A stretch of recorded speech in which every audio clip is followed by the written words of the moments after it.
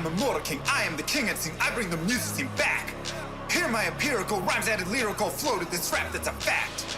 Fresh meat on the scene, I flesh out my routine to slip in between the obscene and uninteresting. Just a smoke treat for my infernal machine, I've sent to blow up on this track. Let me explain why my name's in this game. Let me share with you my hardship and pain. Let my left brain analyze and devise all these rhymes so your mind can surmise that my flow tells and lies. And I'm here to surprise, terrified at a mind. Say I actualize truths I locked up inside, jeopardized by my insecure demons. Released every line symbolizing my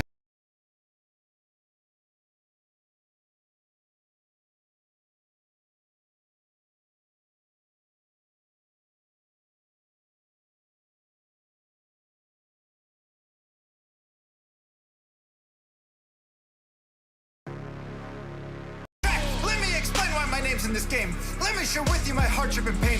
Let my left brain analyze and devise all these rhymes so your mind can surmise that my flow tells and lies. And I'm here to surprise, terrified at a mind. Say I actualize truths I locked up inside, jeopardized by my insecure demons. Released every line symbolizing my triumph. I don't know everyone's hardships, didn't grow up with your pain, but I know that I'm the farthest thing from a thief looking for money or fame. I'm keeping it real, I over-reveal, I weep and I squeal. I'm caught to the wheel, an automobile that is stuck and get aimed at the cliffs of unreal.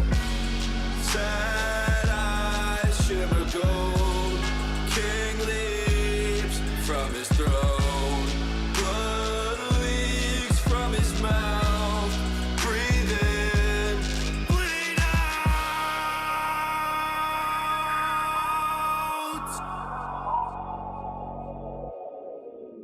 My journal is full of eternal requests to be blessed, but I'm stressed, can't digest it. The truth is a monster suppressed by my youth and expressed as a manifestation of blind ignorance. I confess the first step to assess the regrets that I've left unaddressed. I'm obsessed with my quest to find rest, decompress, get things off of my chest, finally take a breath.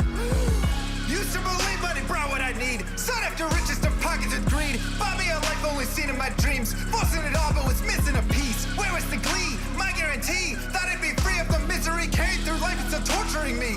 Yet I'm still filled with the dread of waking up alone in an ivory bed, faking that I know what's running through my head, shaking I'm alone as I stare at my phone, painstakingly waiting for love that's as pure as my own. Cause I thought I could answer the world, wasn't top at the chance it unfold, but I fought in that fight isn't dead, and I won't stop that fight till I'm dead and I'm cold. Sad eyes shimmer gold, king leaps from his throne, blood leaks from his mouth, breathe in, bleed out.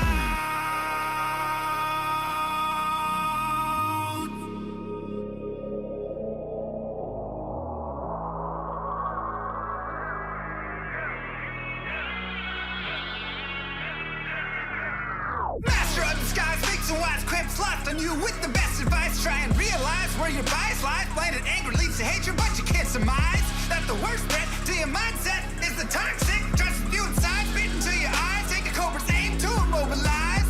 Play the victim just to save your pride. Spewing lies, think you slide, try to mesmerize friends you hurt who think the world of you. They'll desert you in the great divide. Takes a second just to tell a lie. Deception mountain piling up too high to climb. Tick tock, look like you're left alone to die. Hurry up, you're already out of time. Daylight turns cold, rise from the shadows.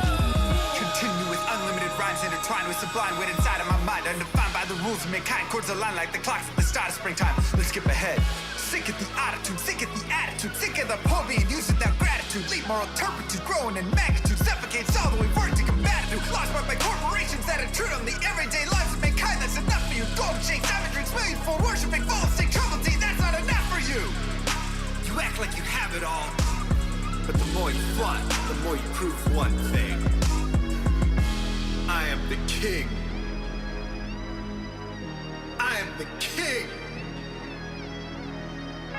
I am the king.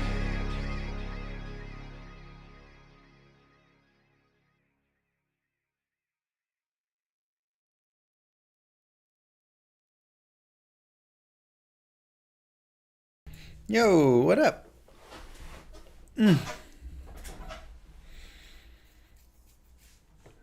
Good morning. And by that I mean, you know, evening, I suppose.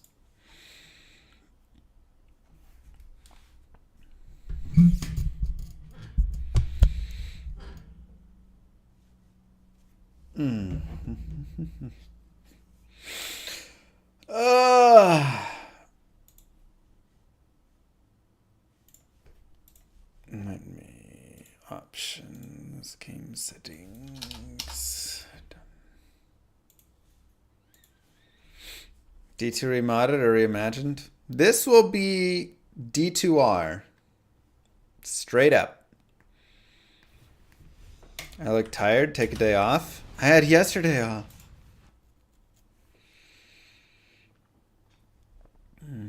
Bro, I got 2 kids under 2. There is no day off, you know? Every day is work, and then immediately into work.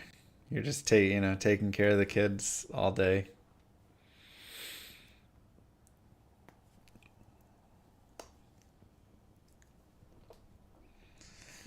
Looking forward Doc to this one. Shock. Kids are hard, man, especially when they're super, super little. They're just like so dependent on you. And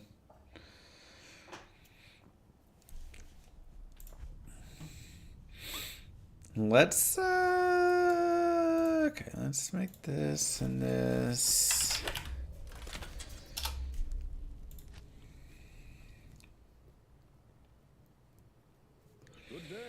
Does ETR support online mods now? They don't support it, and it is not fully in the way of servers or anything yet.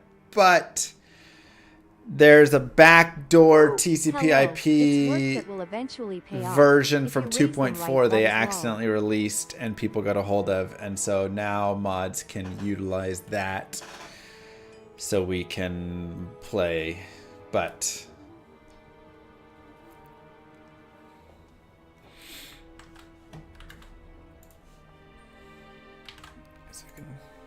here, I win and Doc Shock, thank you both for the subs.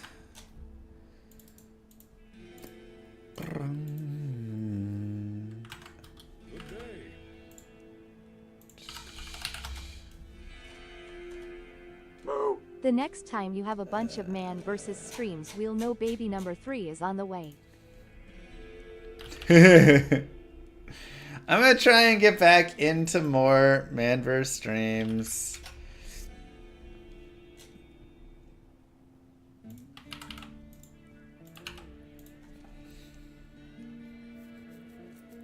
I'm gonna try and do it.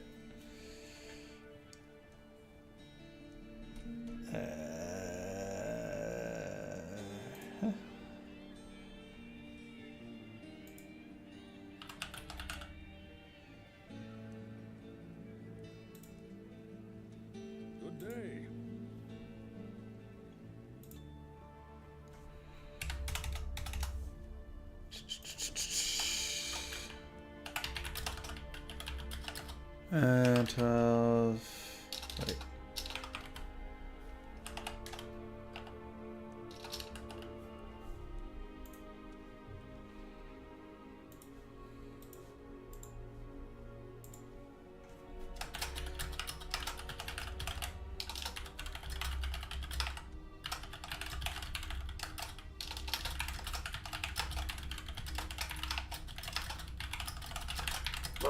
Hype.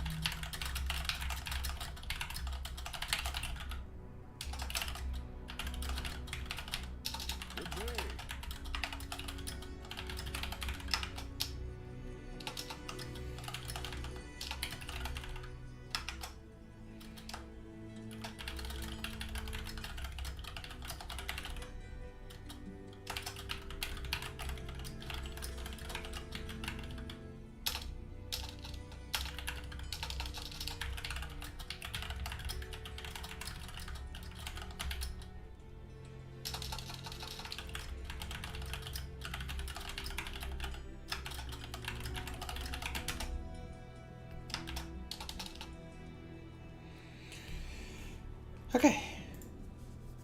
Sorry, I had to get that. Sky Evil, thank you. Good day. I'm starting now. I just had to type all that out. Alright, Vengeance. That's conversion. Vengeance.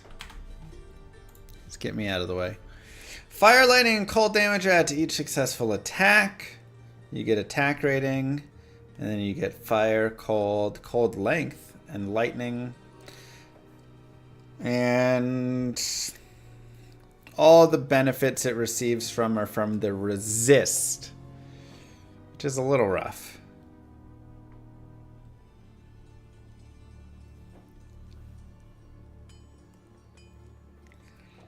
I mean, it probably still makes more sense to run conviction, right?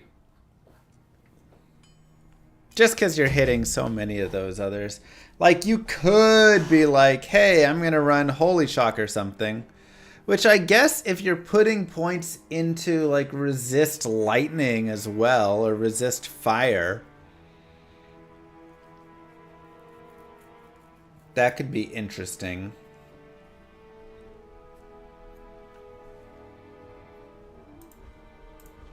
It's just like the number of points, you know?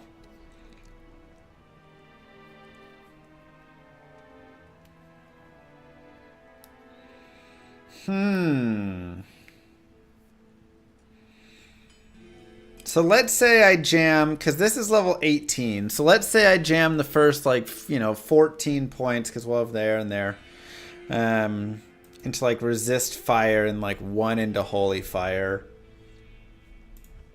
Then I can run holy fire with vengeance, and then I'm just doing a lot of, like, fire damage.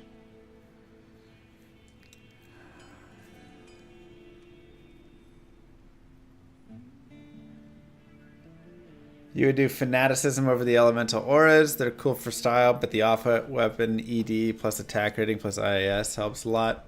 That is true. We could also just run fanaticism, because that's going to increase our base damage, which then gets converted, right? Or adds damage on top of that. So fanaticism probably does make the most sense then.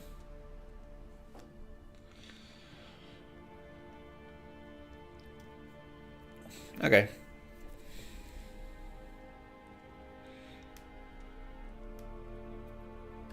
Synergized holy elemental auras. I mean, that could also be interesting, having like holy shock, holy fire, and bouncing back and forth between them depending. But the problem is, where are all of your points, right? There's like so many points needed.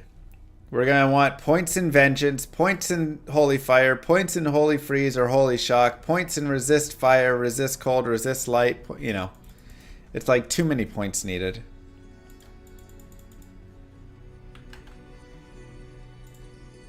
All right, let's start it off and dive in and go from there.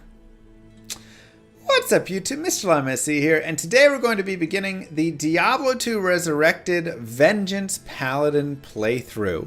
Now, this is going to be a fun one. I did this probably like 3-4 years ago in LOD, and something that I felt bad about after I made the guide, because I'd never actually done like a full playthrough of a Vengeance Paladin through Hell, was normal. Part normal felt pretty weak because I just was trying to... I was running with such a low damage weapon, and I found that Vengeance, like in the later stages, of normal there, Vengeance actually really scales well off of the physical damage from the weapon. So once I got to Nightmare and I got a better weapon, then all of a sudden I was hitting much harder, and I was like, oh wow, this is like way better. So we'll probably look to do something along those lines. We'll take a look at some other things, maybe a Spirit Sword as an example of something to look for. But it is going to be fun and interesting, and let's dive in. This is Venge, the Vengeance Paladin. Let's take a quick look at the stats and skills and a little bit about the character. So, first things first, of course, he's a paladin. Paladins are very strong characters, just in general. They have great vitality and just life per vitality point. They start off with decent strength and dex, and then, of course, they have a bunch of amazing skills. Now, for this Vengeance playthrough, I actually believe there's a few different options of how we could run it. The first one is, obviously we're going to be playing Vengeance no matter what, because it is a Vengeance playthrough, but you can see right here with synergies, resist fire, resist cold, resist lightning, and salvation are some of the bonuses that we get. Now, the interesting piece will be, where are we putting our other skill points? Because the first thing that we can do, and probably what we'll do through normal, is go into Holy Fire, right? This will be great. We'll get some damage right here. But do I want to just be jamming damage purely into Holy Fire? Or if I put damage into Resist Fire, then I get this 21% fire damage per level to Holy Fire, and I also get the 10% fire damage boost over here, right? So, all right, well now I'm seeing some more benefit of putting into the Resist. And then it kind of opens up the idea of, as we continue forward, do I want to be going into like Holy Fire, Holy Shock, Holy Freeze with skills into the different Resist, which are going to be boosting all of these skills up? Or do I want to dive into Conviction Aura? Oops, sorry. There it is. I was like, that's not Conviction. Conviction Aura, which has a negative resist all. So that could be really nice considering I'm doing fire, cold, and lightning damage. Or do I want to jump into Fanaticism, which is going to increase my damage, attack speed, and attack rating. And because Vengeance works off of your physical damage dealt, and then it deals a % damage from that in cold, fire, light, the more I can boost that up with something like Fanaticism, the more damage that I'm going to do overall, right? So already there's really some interesting choices because you have kind of these 3 different paths you can take. One is going just like pure conviction and maybe the, going into like some of the resist for that. 2 is going into fanaticism. And 3 is going into this sort of switch around between Holy Fire, Holy Shock, Holy Freeze, depending what monster you're fighting. I think you could really do multiple of these. I think all of them could be interesting. We might decide a little bit later how we feel and what we want to do, but I'm leaning towards fanaticism right now, just because attack speed is really nice. And again, when you increase the damage, what I really noticed the last time I played was when I increased my physical damage, that was a massive boost to the character. So that's where I'm leaning. But of course, to start, we're going to look at getting some Holy Fire going. So with that being said, let's go forward. I'm going to go to Players 8. We're going to get into our normal screen. And remember, you can always type if you're on single player. Hey, we got the speedrun map. If you're on single player, you can always type /players space and then a number between 1 and 8. That will increase the difficulty of all the monsters, but it will also increase the experience that you get and the number of items that they drop. So that is kind of one of the big benefits of doing that. So we'll get a point in might. We'll leave a TP for our Den of Evil. We'll touch the chest. And we'll go. Will Holy Shield be maxed? I will definitely not be maxing Holy Shield, but there is the idea of getting a single point in Holy Shield, having a few plus skills from things like lore, or if we have spirits or whatever. And then with those plus skills, that'll be enough to kind of carry us through and get the Holy Shield up enough. And then we can put some points in Dex, and we can just have pretty decent block from that. But I don't feel like we have enough skill points to actually max, really, just because there's so many synergies, right? Everywhere I can put synergies for damaging stuff and increasing my damage. So Zarthist, thank you for the Prime sub, reminding everybody in Twitch chat they may have a Prime sub available. Don't be a fool and give it to Daddy Bezos. Give it to the hardworking llama with 2 kids. All right, and we always like to start with the Scepter. It's just like so much more damage. You go from 2 to 7 to 6 to 11, but then additionally, when you have the Might Aura on as well, your damage is now 9 to 18, and then when you get a point in Sacrifice, because we're going to need that for Zeal and Vengeance later on, it'll just boost our damage up even more so. It's a really big boost for the start. So we'll get that Sacrifice point, set Sacrifice. So first point into Might, second point into Sacrifice, or vice versa. And we're ready to go. I'm just going to continue with Vitality for right now.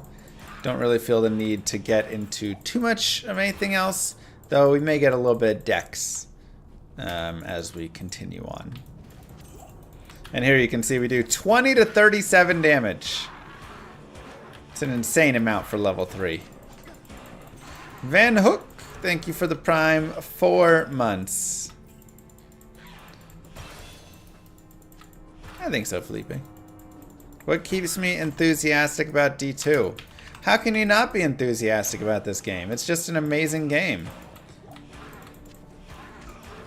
I think one of my favorite things about Diablo 2 that that like just hasn't existed in any of the other games and whatnot is the fact that there is no like it doesn't get crazy. Like so many games, and this is also why I enjoy mods, but then I eventually shy away from mods. Because everything eventually always power creeps to like such a ridiculous, crazy point that I just get like, okay, now I'm dealing billions of damage, and that always just turns me off. I don't know.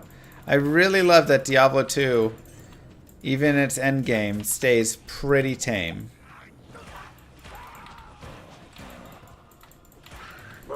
Hey, bud. Hey, Scotty. Thank you very much. So let's continue killing everything down here. And we can actually stay... That's true. We can even stay on players 8 because we do so much damage. And try and hit that level 6 pretty quickly if we want. And get that Holy Fire really, really jamming. Also, I'm going to go ahead and put these points into Dex now. Just to increase the attack rating a little bit. 27 months, GG. And thank you, Vassive. Did I explain how Vengeance damage works? Yes, so Vengeance takes your physical damage, and then it just adds fire, cold, and lightning damage based on your physical damage. So really having a high physical damage does a lot. And like I said, last time I was kind of running like 20 months llama. Thank you for all a steal or something with low damage early on. Thank you, Feeble. Yeah, obviously don't play Mosaic. That like is the one thing that ruins it.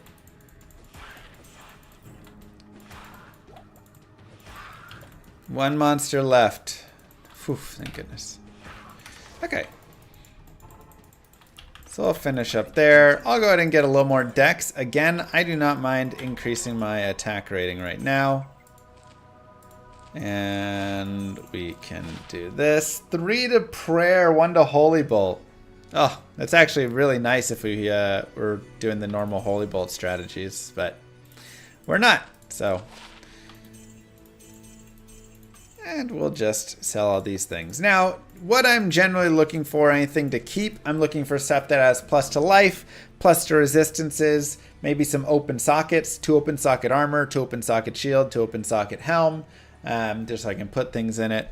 And then anything with attack rating and damage right now, I would keep. For charms, anything with res or life, I know that one was res, but it was poison res, which I don't generally care that much about. And, yeah.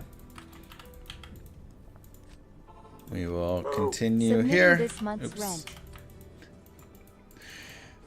Thank you, Scapella.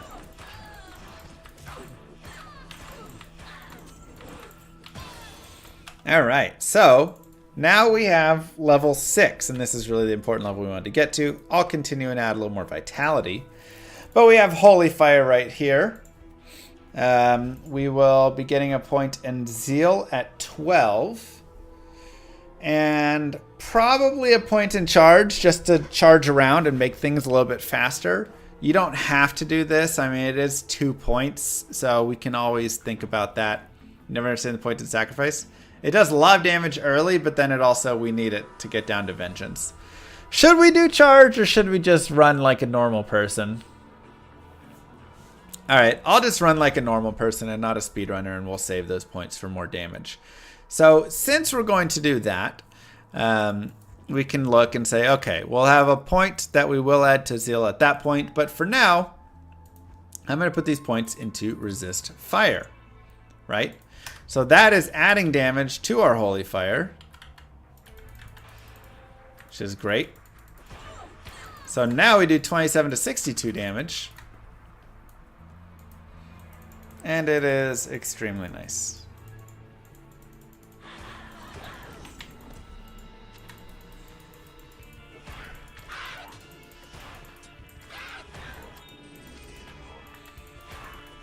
Now, he is immune to fire, so we don't have to deal with him, but we can deal with people around him. But once you're really 6, there's not much experience in the Cold Plains, so our point is to go into here. I need a key. Darn, super chest, but no key.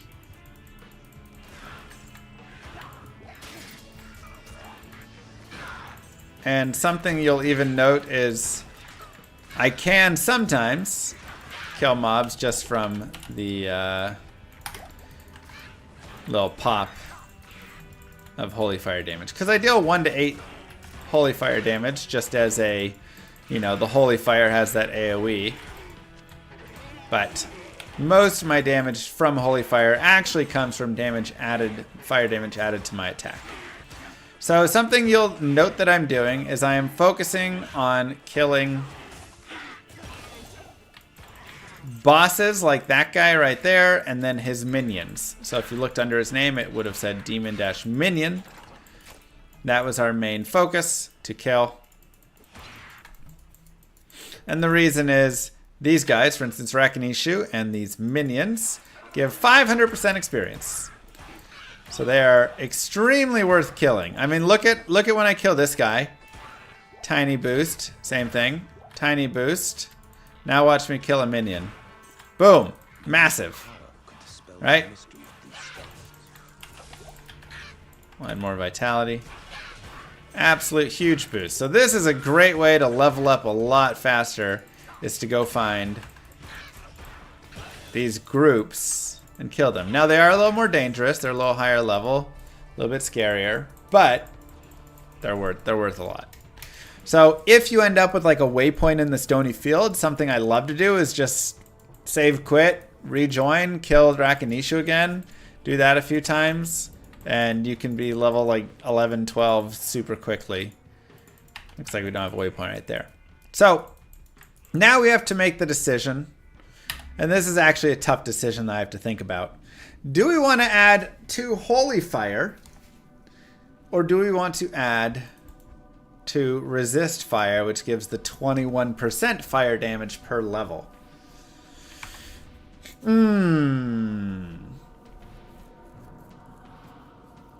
So 14 to 39 will be the next boost. Let's put 1 in.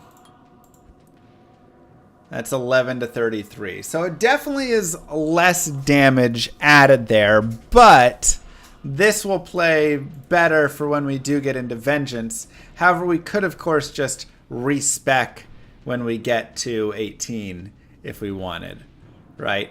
So it just depends. Do you want to save your respec, or are you okay doing your respec? If you want to save your respec, then just put your points into resist fire. That way you're not continuing to waste there. And additionally, if you want to, like, yeah, I mean, no, just mainly that. Still tough.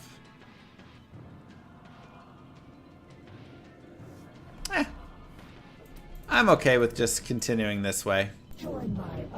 We'll just keep boosting At Mr. in this Lamas, capacity. Vengeance's physical damage scaling stops at min/max damg. It only gains from the damage on the weapon item itself and min/max damage. Does not count plus damg from grief either. Not crits, skill ed %, or off wep ed %. Interesting. Okay, so Vengeance's physical damage stops at... So what they're saying right there... What they're saying when they say all of that, because that might have been a little confusing. Basically, there is an order for where damage gets added and applied, right? So the base weapon damage is going to be, you know, probably your start, right? Like the damage on there. And then you have your weapon ED on there. You have your added damage on there. You know, you have all these different sources and how it'll go through the calculation. And Vengeance will not just take all of them. More radius with fire. Yeah, but I don't really care about the like radius proc. I just want damage to hit. I'm going to add more points to dexterity for more attack rating.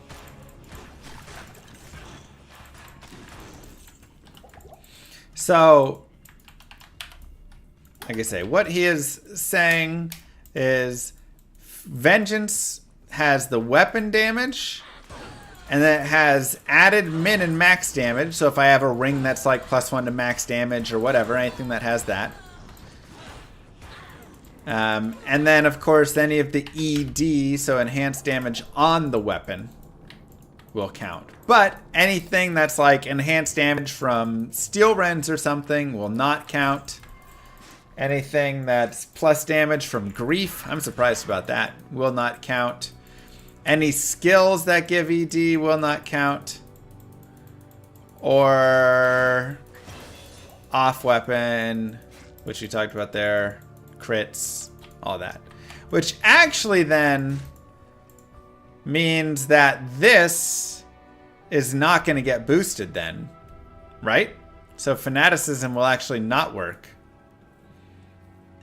It'll increase our attack rating and our attack speed, which is still really nice, let's be honest. But we don't get the enhanced damage. Oh, what a beautiful tower. So that's good to know.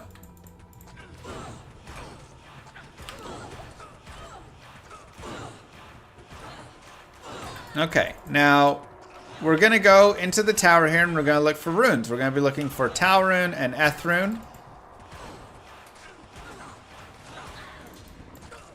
Because we want to make a stealth. I would also be open to other small rune words, but we'll have to take a look and consider, because again, we are really going to focus on damage as the main thing we're looking for.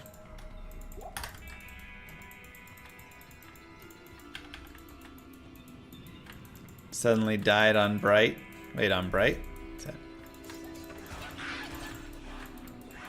Yeah, my barb times aren't like amazing, so especially my hardcore one's kind of slow. So he'll get that one pretty fast. So we can take a look. I got the wrong scene. Yeah, okay. We can take a look and I can show you guys really fast. Diablo to rune words.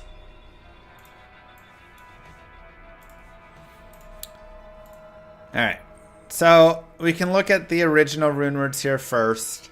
Obviously, none of these we're getting yet. There's stuff later. We have Leaf, which is actually kind of nice. Adds 5 to 30 damage, but plus 3 to fire skills is super nice. Unfortunately, it only goes in a staff. But staves can do okay damage. That could be kind of funny, you know, going and smacking with that. But probably not the right pick for us. Malice is not bad. 9 to max damage and 33 ED. It also gives us a 100% chance of open wounds, minus defense, minus target defense. So this is actually a solid potential pickup that we can try and put into a decent sword, or obviously a flail, or whatever we want. I kind of have this thought of putting it in a two-hander and running a two-handed Venge Paladin just to really boost the damage up. So that's kind of a funny thought I've been thinking of that I may want to try. But just something to consider there. And then obviously stealth is just really nice for the faster run walk, faster hit recovery, little dexterity and such. Though we could run other armors. Steel is not bad. It gives us some IAS, which is good. 3 to min, 3 to max, 20 AD. It's like a little lower than we're getting from Malice. But, you know, it does give us like the IAS, which is also kind of nice. So we might just see if we get Itheleth or TRL and kind of decide from there. That's really the starting things that we're going to consider here. But like I say, when we're going through the tower, there's going to be generally one boss group. You're going to have 0 to 2 boss groups per level.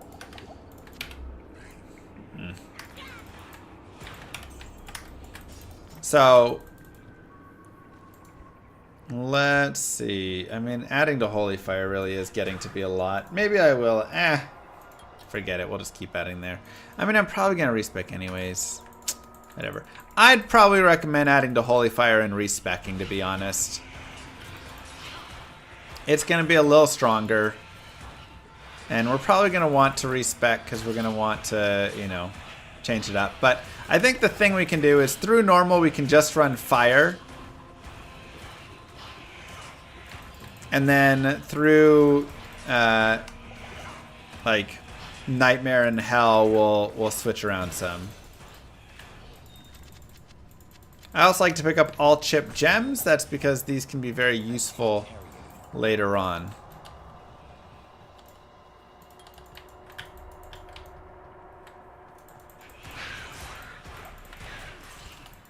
At level 12, we will also get a point into Zeal. So remember that one.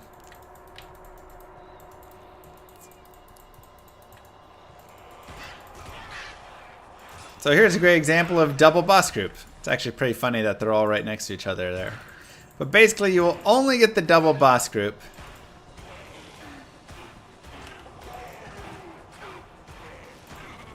at this exact tile down here.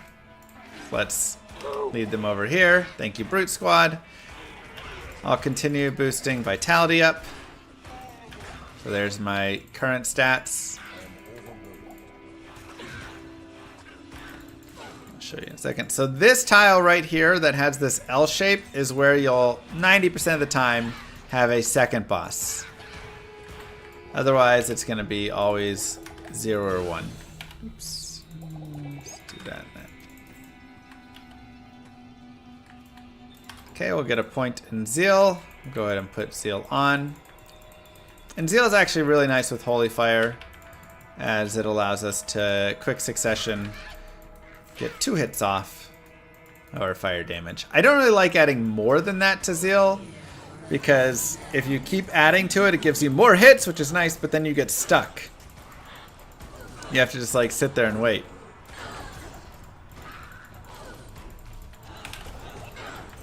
So it's a great way to die. So we're gonna go ahead and kill the Countess, but before we do, we're going to drop down to players 1. Now, why do we do that? It's because of the way that the Countess's damage actually functions. So the Countess's damage is a little strange. Or not damage, her drops are a little strange in that she has this special drop for runes. But if you're on players 8, she drops all this other stuff first, and she won't drop as many runes. Big damage and style points go BRRRRR. Bonus points if you don't use charge easy. I am not using charge.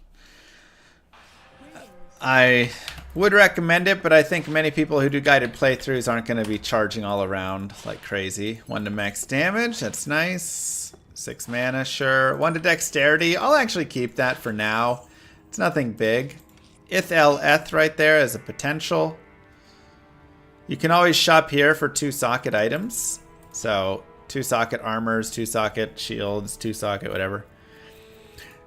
Yeah, so for what we're going to use, again, we can look, you know, like maybe a 2-handed sword of the bat could be an interesting, you know, not a bat, but just 2-handed sword could be interesting. We'll kind of debate it. Let's go ahead and put some chips away and the runes away.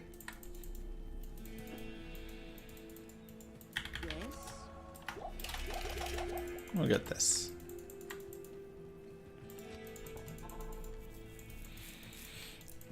So we'll go back to players 8 because again we do want to get experience when we're down here.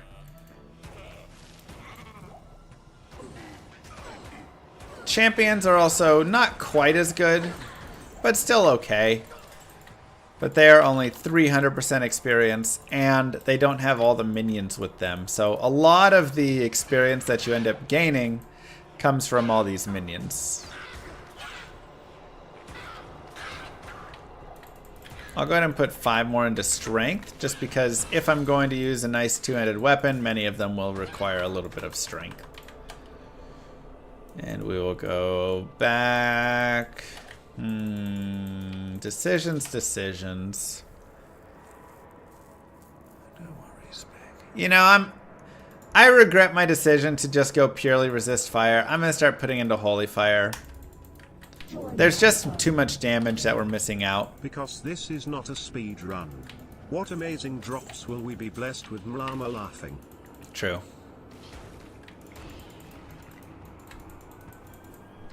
Wow, Moo.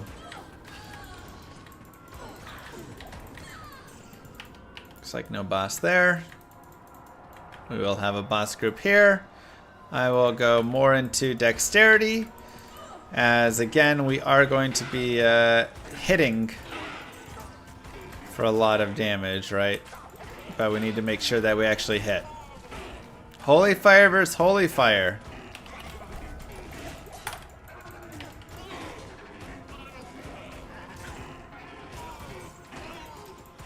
Are subs diaper funds? Yes, they are. Every sub is another day's worth of diapers.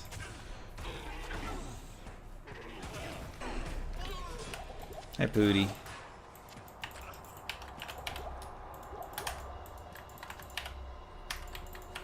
Nothing on that scepter.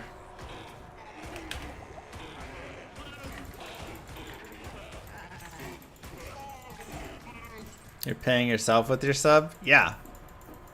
Obviously. Again, we'll make sure to go down to players 1 before we kill the Countess. It's not before we spawn the Countess either. You can actually spawn her on players 8, and that's totally fine. It is only before you kill her.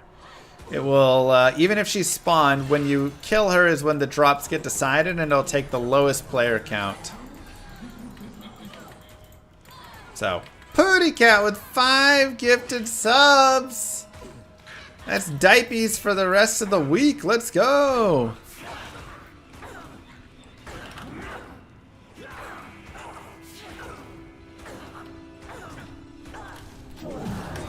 And Ithroon. I believe you were commanded to dance, Mr. Llama. Chat is waiting patiently. Good day. There you go, Moo. Just for you. You do get the players 8 experience still if you spawn players 8 and then kill her on players 1. So let's change back to players 8. And we're just going to continue snagging some runes. I almost kind of like the idea of running like ith in a weapon and just going for 27 to max damage.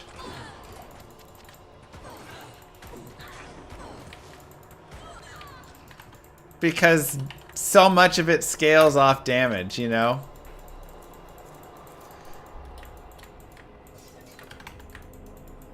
Because, I mean, if we do like Ith, El, Eth, and Malice, sure, it's nice in that we do get the 9 to max damage. And what, 60% ED or whatnot?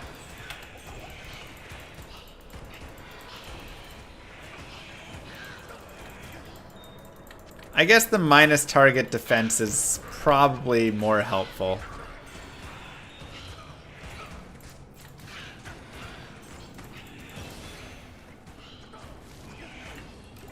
What issue am I avoiding?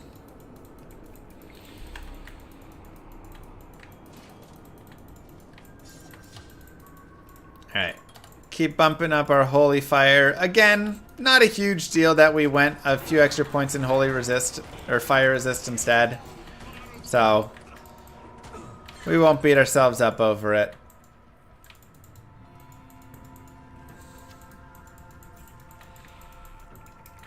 Sounds good, Hootster.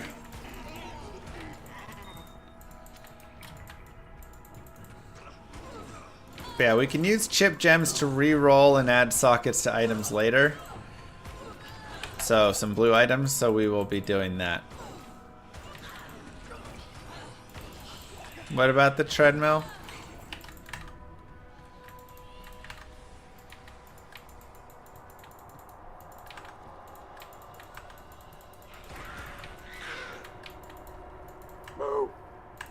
Doobus, thank you very much for the Prime sub. Look, I just bought 2 new air conditioners, had another baby, and had to repair my car. So, we're a little strapped right now. We gotta bring out the treadmill. One of us had a baby. Alright, nobody knows who the baby actually came exactly from. I just know we were both involved in creating it.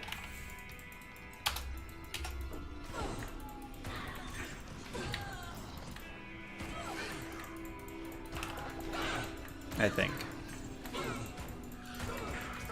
We were, yeah. Alright, back to players 1. See if we can pick up an L rune.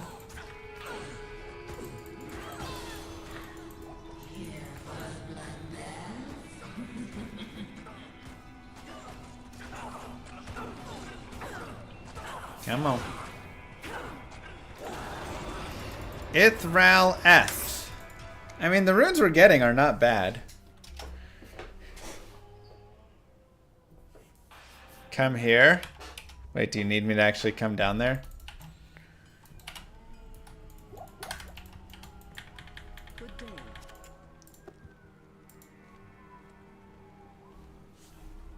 Alright, 1 second.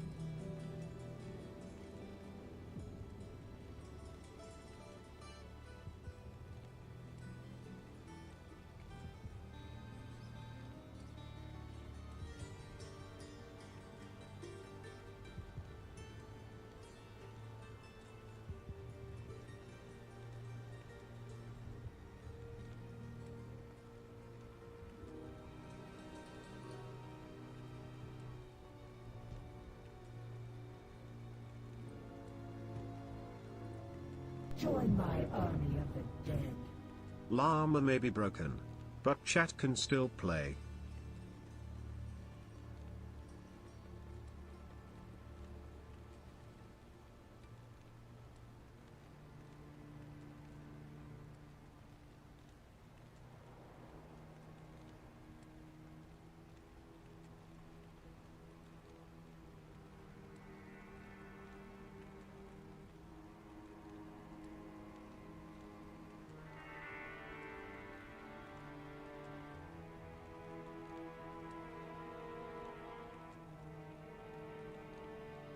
Join my army of the dead. Betcha Bethany from CPS finally came back.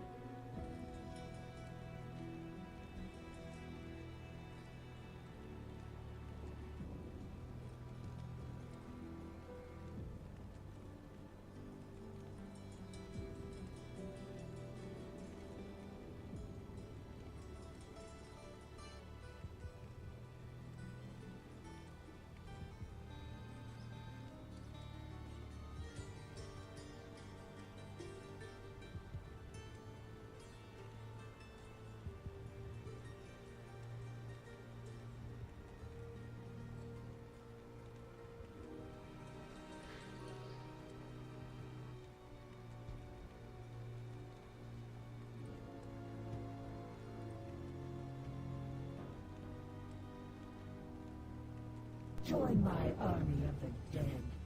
Chat, let's have a moon viewing ceremony while Lamu is gone. I'll go first. Full moon, waning gibbous moon, last quarter moon, waning crescent moon, new moon, waxing crescent moon, quarter moon, waxing gibbous moon, full moon, waning gibbous moon, last quarter moon, waning crescent moon, new moon, waxing crescent moon, quarter moon, waxing gibbous moon.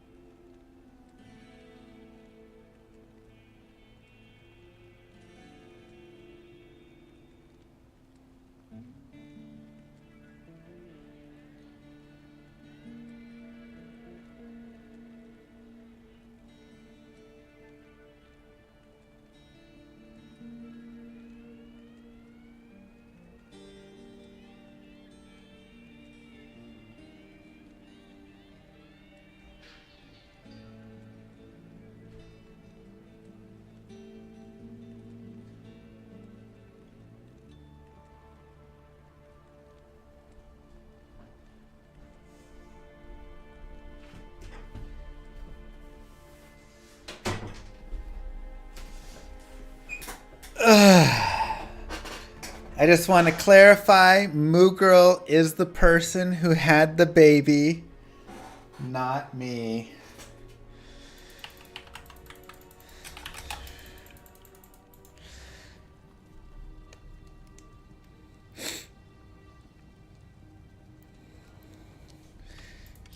All right, let's put the... Thanks for waiting, everybody. Did you wash your hands? Moo. Oh, I didn't go to the bathroom. How am I going to edit that part out for YouTube? I know. Wow, they're all the same color.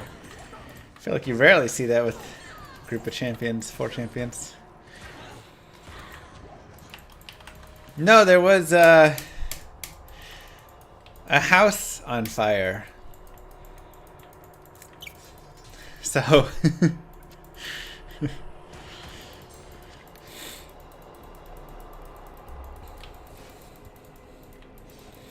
It's like really close.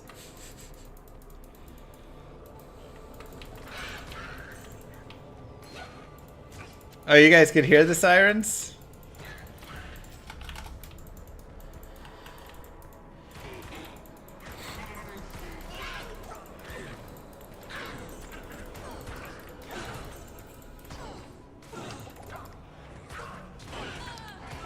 Gotcha.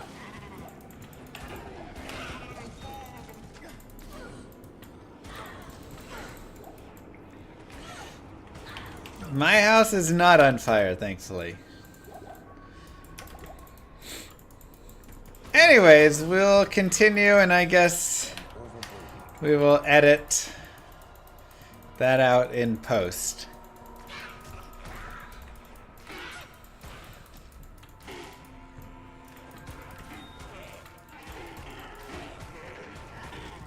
Yeah, neighbor's house on fire. Do I know how to edit? Not well, but... Just build get through hell alright. This is actually one of my favorite surprising builds that I've done. And I say that because it's very... It like plays just super nicely. Right?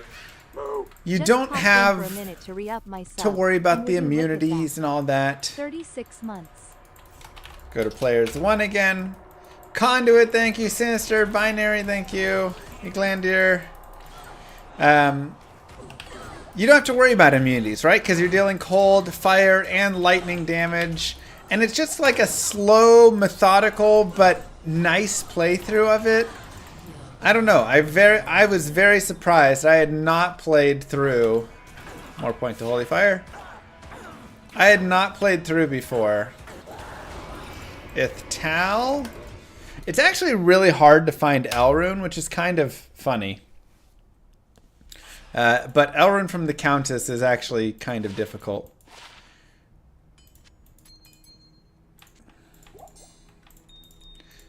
Chips away.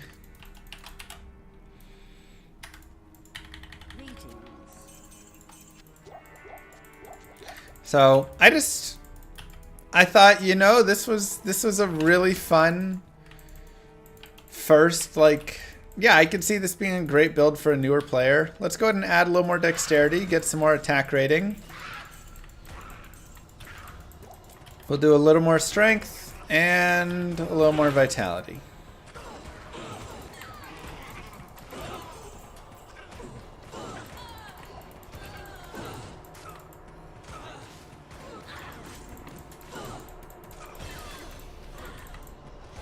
But, you know, it's one of those if you asked me to rank this like playthrough before I did it, I would have given it like a D- or something. I would have thought it's terrible. But after playing it, I mean, it's like a B+. It's pretty fun. It's not crazy difficult. It allows you to really just enjoy your time like playing it.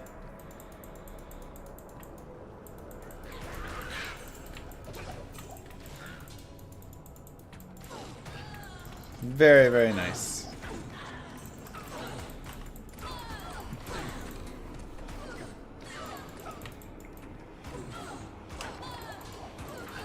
It is better than a Hammerden in the Maggot Lair. It's true. Yeah, I mean, it's a little more slow going, but again, I like that. I like that in games where they have different... Not everything is just big AoE smash everything, right? Eglandir with the gifted sub to Sloth Sandwich. Thank you so much. Appreciate that.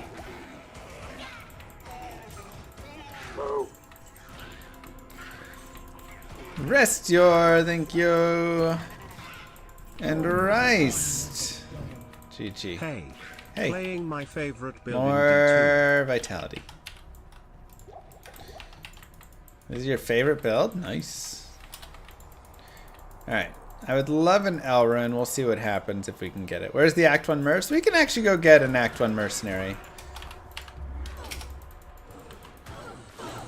It's nothing crazy, but it can be a nice little additional boost.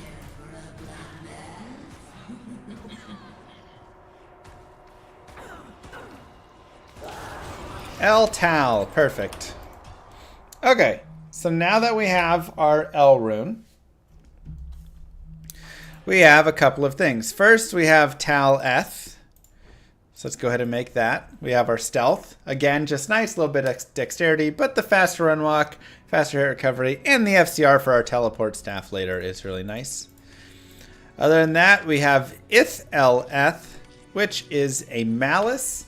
And remember, Malice goes into any 3-socket melee weapon, which means we can put it into a 2-socket weapon as well. So let's say we want to go look and see sort of some of the items, right? Let's go to normal items here, and we'll look at normal. Where's my swords? There they are. Normal swords, and if we want to look at 2-handers, we can. We can also look at the different 1-handers and see kind of the damage. So a long sword, a broadsword. Broadsword's pretty nice because it's got low requirements, but we already have enough dexterity, and this has got good speed. So a longsword could be one option, right? Just to get a 3 open socket longsword. It has 11 average damage right there. We're going to be getting the plus to max damage. We're going to be getting the ED on top of it. It'll be pretty nice. Vicolfin, thank you very much. Crystal Sword is also not bad, 10 average. So that one would also work. But again, the longsword is going to be faster. So we want the negative 20 would be kind of our fastest. But obviously like a scimitar or a short sword is just, first off, they don't get 3 sockets, but also they're just not enough damage. A falchion is high in damage, but it's only 2 sockets. It's very slow though. So we do want to have high damage base and 3 sockets. Now, War Sword would also work. It is 71 strength, though, which is a lot of strength. So I don't love that. If we go take a look, however, at some two-handers, we can see we can really get up to some nice higher damage amounts, right? So we can get into these 20s. Obviously, a great sword has pretty high requirements. Flingberg has high requirements. But a B-word sword, a giant sword, claymore, they are a little bit slower. But they are something potential if we want to give a try on that. Let's take a look at some other things. We can look at scepters. So any Grand Scepter, again, not amazing there. A War Scepter is not bad. Only 55 strength required and minus 10. So that's actually not too shabby if we find a 3-socket War Scepter. And any War Scepter that we find early on, if we socket quested that, it would get 3 sockets. So that is an idea there. Let's look at... where are the flails at? Maces. Any maces right here. A flail is 12.5 average, and we can shop it for 3 sockets, and it is also minus 10. So this is why generally we recommend flails in these sorts of runs, and why you'll see in speed runs and things why we're going for the flails, because you're getting this 12.5 average damage, which is more than even a longsword and all of that, and you're still getting the very good attack speed on it. A Warhammer is also something that's super nice, and I kind of want a Warhammer. Yes, it is slow, but 24 average damage for a single-hander is pretty nutty. And lastly, we have a Maul for 36.5 average damage. It is 10 speed, but pretty nice damage there as well. And I could see us just going around with a giant Maul Malice just smacking dudes. The hard part is actually getting a Maul super early would be a little difficult. So I think we should start with a flail, and then we can look at a Warhammer or potentially like a Maul or something when we get a little bit higher, because we're not gonna, we aren't finding it yet, right? The quality level is 25, 21. We aren't finding these items quite yet. But if we do find a white Maul, a white Warhammer, or a socketed one, we can look at considering that. Obviously as well, a great Maul is 48 average damage. It is 99 min strength. And then of course you can look at the exceptional versions of these items and such to see really some, you know, bigger damage on various things. But we'll get to that a little bit later. For now, let's just go and plan on a flail. So for that, we will be getting it in Act 2. We'll go ahead and go to Players 8 right now. And we can continue forward. I would love, like if there is a build I want to find a steel driver on, it's this one. I don't think there's any build more besides maybe like a druid I want to find it more on. I want a shield too, right? Generally, you do want a shield on this build. However, because the physical damage is so powerful, I kind of want to try a big two-hander with it.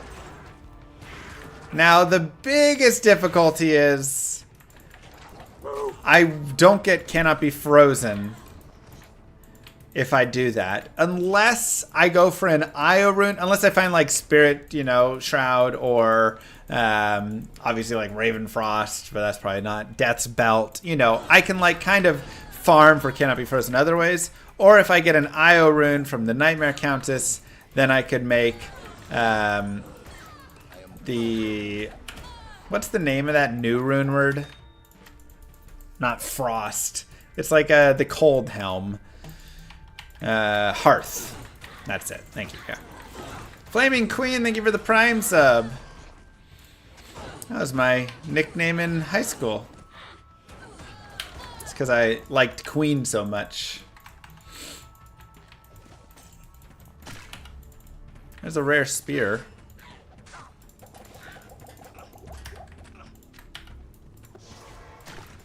Take a look. 3 to 16. NIS. Just not enough damage. Just not enough. It's basically like the same as our scepter.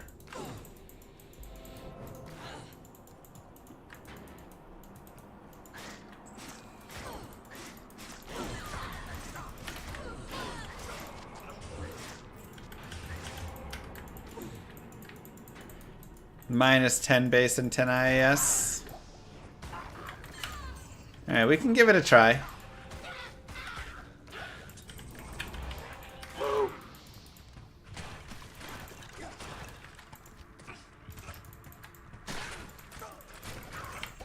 It's actually not bad. Vesper, thank you.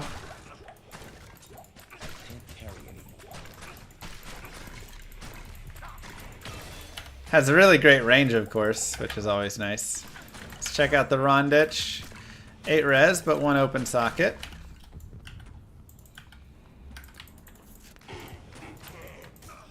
Now, something that I will keep an eye out for is a 2-socket Paladin shield, especially one that has resistances. The main reason is Rhyme, Shale Eth is always a pretty easy way to get Cannot Be Frozen later on. And so we will remain open to that. We are also now at the point of Vengeance here. So let's go ahead and put Vengeance in. Nice.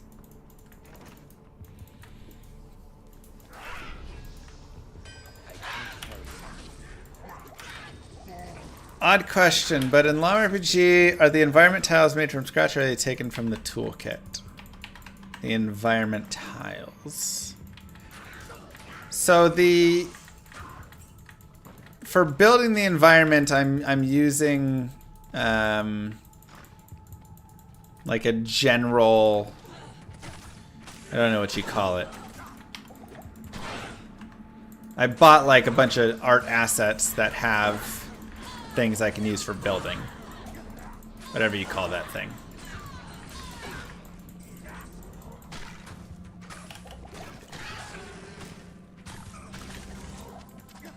Now, something that I should also note is actually really important. Holy buddy hole, hole woo ha hole, MWUAH butthole. This is no place for a warrior to die.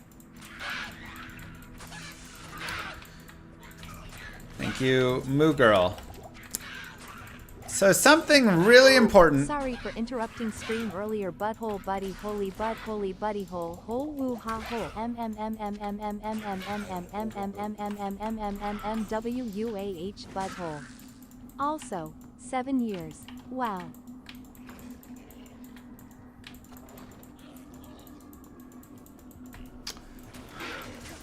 I forgot what was important.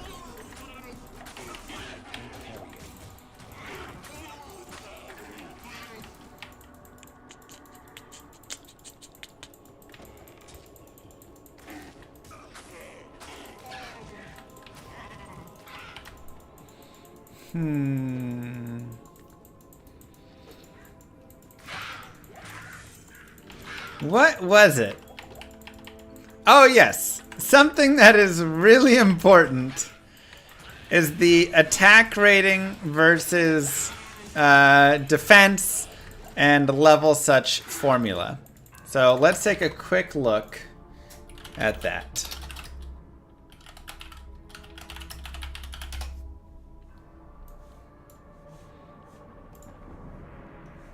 Your chance to hit in Diablo 2 is 200% times your attack rating divided by your attack rating plus the monster's defense rating times your level divided by your level plus the monster's level.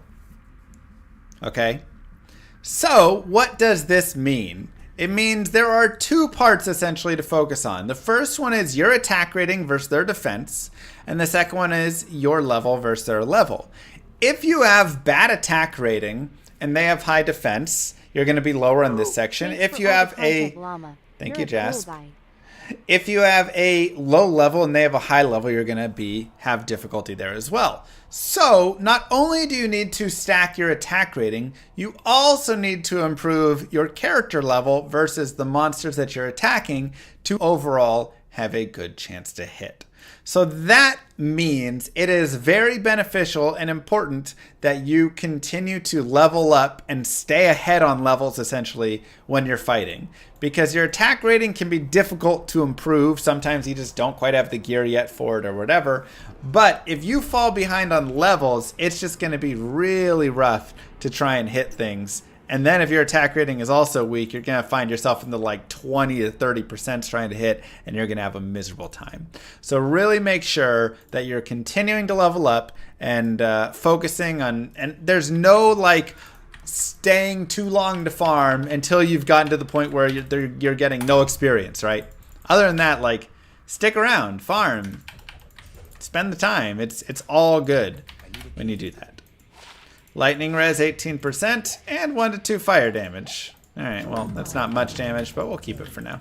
Sorry for interrupting stream earlier, butthole buddy holy buddy hole ha hole wood butthole at evo _ demon rama wave.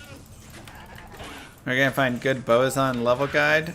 I have a Boazon guided playthrough on my YouTube. If you just type in like Mr. Llama SC Boazon guided playthrough, I should have one for Elemental and Physical.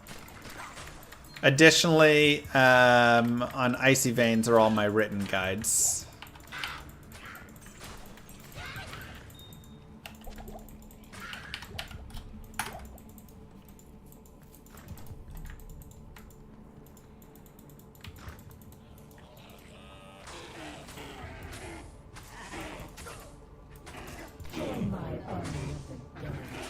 Is putting sugar on your eggs good for attack rating? Probably, yes.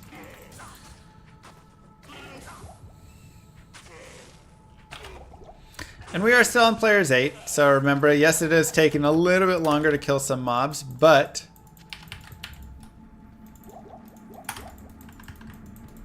we get a lot of experience.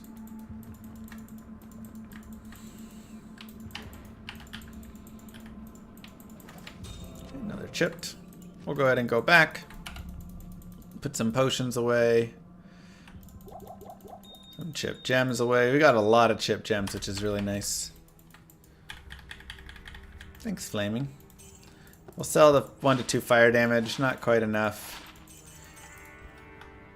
And if you ever run out of tomes and or ID scrolls or TP scrolls or even strangling gas potions, you're low on quantity, whatever it is, you can always sell it and buy it back, and it'll come back at max quantity.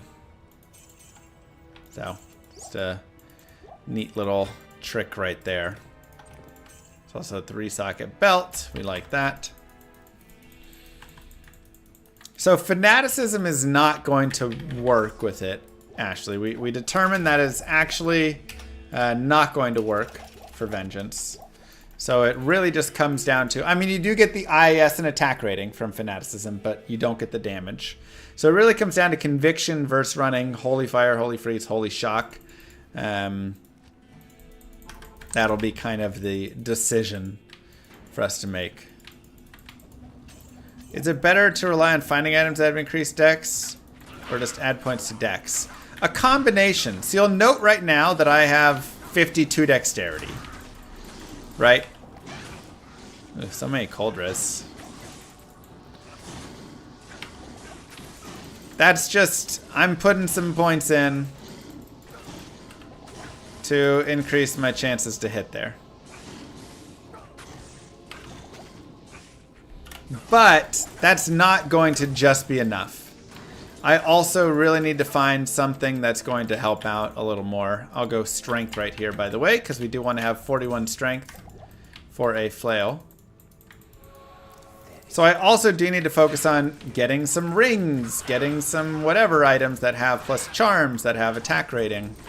And then what really helps, and what we may end up doing even, we may do like a 4-parter, you know, slower version on this playthrough. But what really helps is when you go and focus on attack rating in the way of like farming normal cows. Not only can, I mean, normal cows might just be like the god farm for us, right? And you say, why? And well, it's because it gives us a few different options. One, it gives us the ability to get Death's Sash and Death's Gloves, which gives us IAS. It gives us Cannot Be Frozen. It gives us all res, just like a beautiful combination. There's also the potential to have Hisaris Boots and Hisaris Belt instead if we want, which has an attack rating boost. We also could really love Saigon's Helm and Saigon's Any Other Piece, which will give us attack rating per level. Obviously, if we could get Angelic's Ring and Angelic Ami, or another piece, that would be really nice for the attack rating, right? So there's some various ways that we can really boost up our AR, and really the attack rating per level that you're going to find on those items are like your best ways.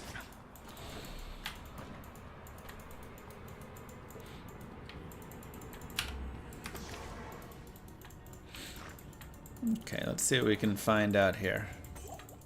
Yeah, Saigon's Helm and Glove is really a nice combo because you get the attack rating per level and you get attack speed. So that's honestly just like a super nice helper. Slats, thank you very much.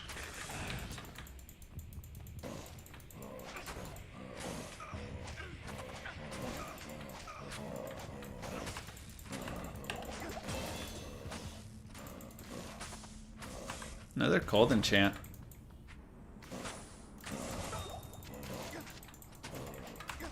Not really much more experience here. We're level 19 and normal. You don't really get much beyond that for experience. So we can stop there. We'll put another point into Vengeance. And here you can see there's a few things to note with this, right? The first one is every additional point is increased attack rating, which is very nice.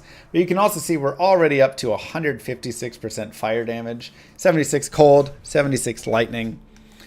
It's just like super nice. Now the mana quality, or the mana per attack will slightly keep increasing, and that can get a little rough. So getting some plus to mana later could be really nice.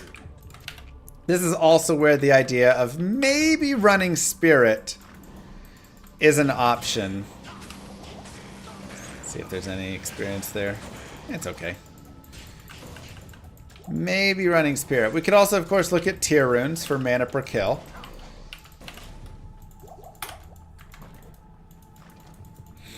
Some mana leech on our big slapper could also be helpful later on if we get, you know, a big old maul with some mana leech going. But Spirit is an interesting one. It doesn't really have the physical damage. I mean, we'd put it in like, you know, a longsword or a broadsword or whatever and it'd be okay. But it has a lot of added elemental damage, which is just some added damage there. And it's nice, and it also has plus to skills and plus to life and all that.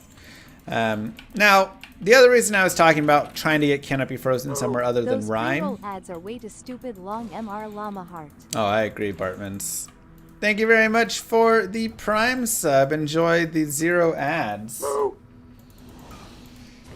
Epi with 5 gifted. Mwah. Now for Andariel, I'm going to go down to players 3 actually. We could kill her on players 1, but because she has such terrible fire resist, I'm going to go down to players 3, and we should be able to still smoke her with all our fire damage.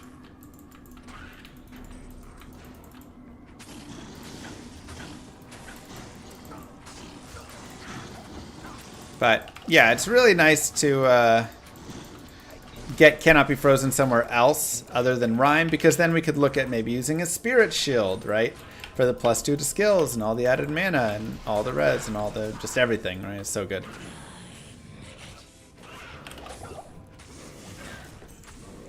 So, pretty easy players 3 kill. Darn, the shield is what rolled set. My work Yeah, well. is finished. Grab those. Good enough.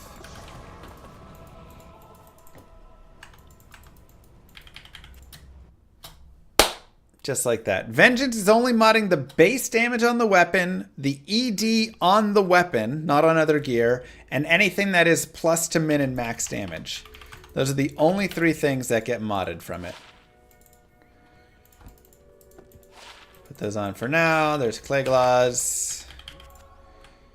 And sell. This is 2 open sockets. We could look to use this just for a little extra res with a Rhyme if we wanted. That's worth some money. This will probably sell here. Yep. You can always buy a belt right here if you don't have a 3-socket belt yet. By 3 sockets, I mean 12 potions. Also, I love to just shop very quickly for some basic items. You can get 2 open socket helms, though this one is mechanics. Note Speaking that. of butthole, Right? Can anyone remember the name of Mr. Llama's proctologist? I feel like I It's should actually in remember a good his instructional name, moment. but I can't quite put my finger in it. Oh my god. Gross. So, with a mechanics item, let's say I had Neff rune and Tyr rune and I wanted to make Nadir. If I put Neff and Tyr into this helm, it will not make Nadir because this is a blue item. This is a magic item and the magic property is it gets 2 sockets. This is a gray item that just has 2 sockets, right? So there's a big difference between these two. This one will work for runewords. This one will not. So always be aware whenever something is mechanics or just if it's blue in its name, that does not work for you. Anyways, we will continue here. We'll grab a couple potions. And we will also, at this point, swap over to our flail. So we can shop a 3 open socket flail right here. If you don't get the 3 open socket flail on the first try, that's okay. You can just exit town, come back into town, shop again. It may take you 2, 3, 4, 5, 6, 7, 8, 9, 10, 12 shops, 15 shops to get it, whatever. It will be worth it. Additionally, we need 41 strength and 35 dex. You can see we have the strength. I'm going to add a little more dex just for more attack rating.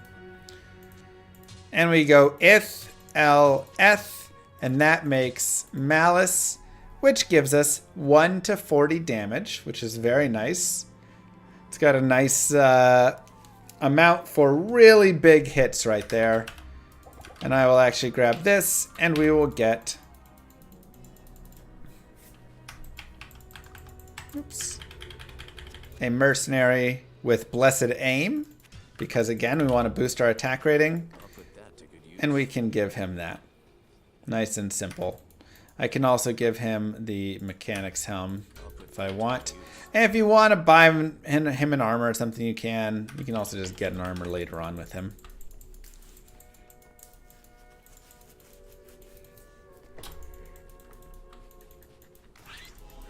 Okay, we can go back up to players 8. And keep rolling. I don't believe Deadly Strike counts. No helm? That's fine. It was just an empty socketed cap.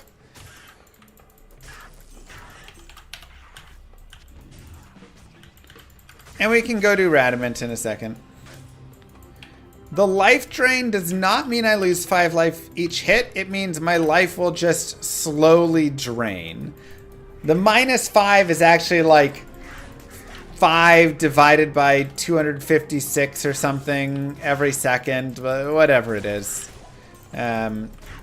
Basically, if you just watch my life, you'll notice every few seconds it'll tick down 1. So a little bit of lifesteal counteracts this, or just using a health potion every few seconds or every few minutes, you know, whatever, will also.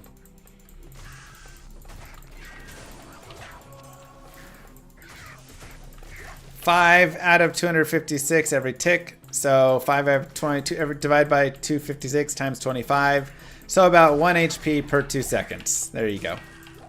That is the full math of it. Thank you, Warren.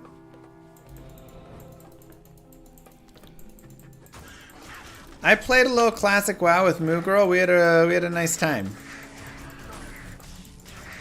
We enjoyed it greatly. So you can see it's super nice to be able to actually have this Act 2 Mercenary, because my attack rating has gone up from like 360 or something to 800. And again, being able to have that part of the formula, you know, that's at least 50%, or I guess it's 47.5%, because 95 is the max attack rating chance to hit you can have of the chance to hit formula. And then the other part is our level versus their level. So you can see right now with those two things, we are at 95% chance to hit, which is really nice. And the more you can keep that number high, the more fun you will have. The lower that number gets, the less fun you will have. I promise. Ooh, nice.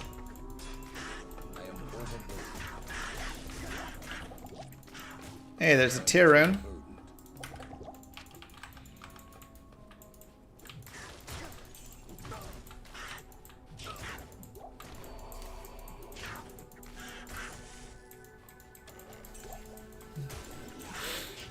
Okay, so we have the waypoint. So since we have that, we'll go ahead and continue forward here. See if we can find the maggot lair. Haven't checked out, been around for 1 to 2 years. Hello. How is life? How's D2R? It's great. We're having a really nice time. I have not Agent. I've just done Passion.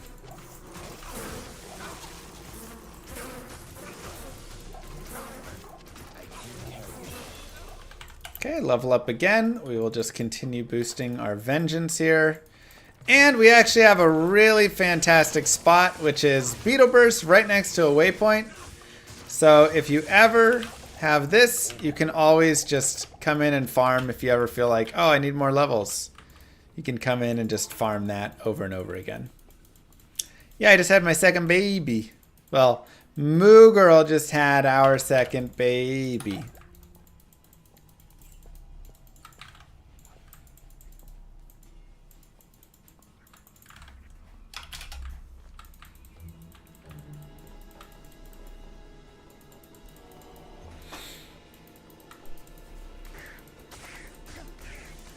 Thank you. So it's, you know, tough but great. First character on offline mode be a source for easy boss farms. Tell he's happy, expensive, and tedious.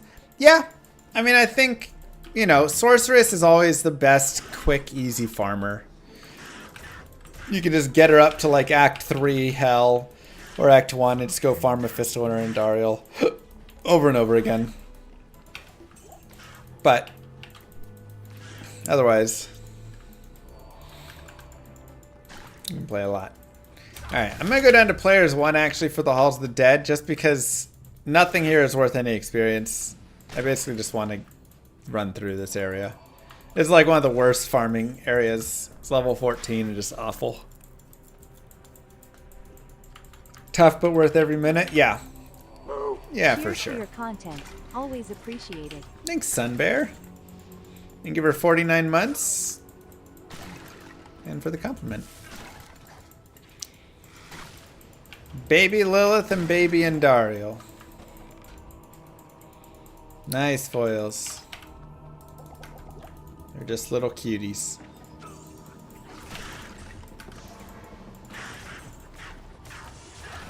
Alright. Yeah, so we'll get the cube and dip. We can also go ahead and do Radamant at this point. And then we will continue from there. Where am I from? I'm from Texas. Yeehaw.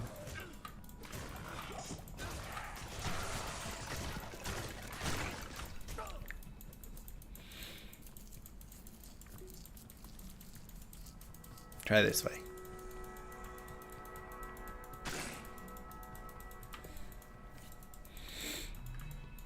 They changed a few things in D2R, yeah. Obviously there's stuff like Mosaic now, which is crazy, but they also, you know, fixed up next hit delay. They changed up some of the skills, now they function. Like Holy Bolt hits demons and undead both. Yeah, I mean there's a few different things. Darn, that's annoying.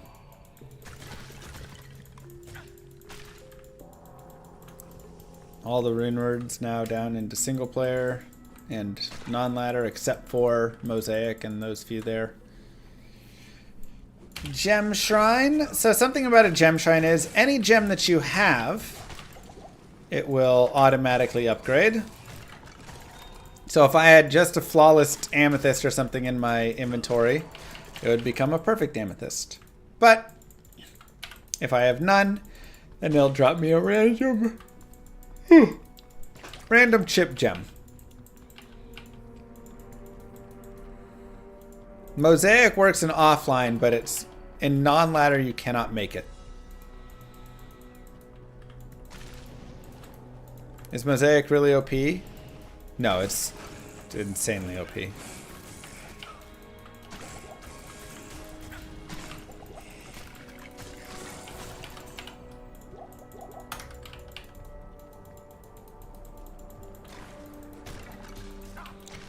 If you have more than one gem in your inventory, I want chip gems, it will select the latest since the last least interacted with gem. Least is not the right word either. There's a better way to say it. Somebody said it one time and I was like, that's the wording I want. The longest since touched gem. Least recently interacted with. So if I have, you know, like right now I have a chip amethyst and a chip topaz. The topaz will now be the one that gets upgraded by the gem shrine. Now the amethyst will. Now the topaz will. Now the amethyst will. Right?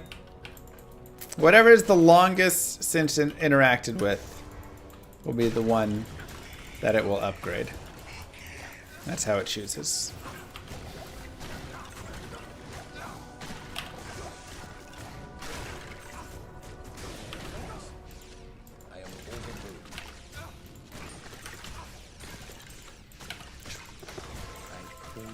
Okay. Rest easy now. Good evening.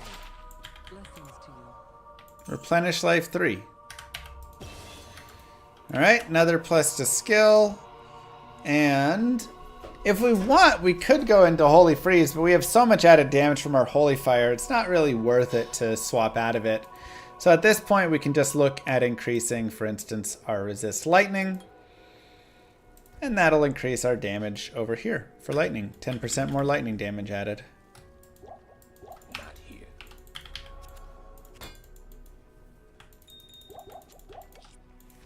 We also do have a Tyrone, so I could put that Tyrone into my cap if I so chose.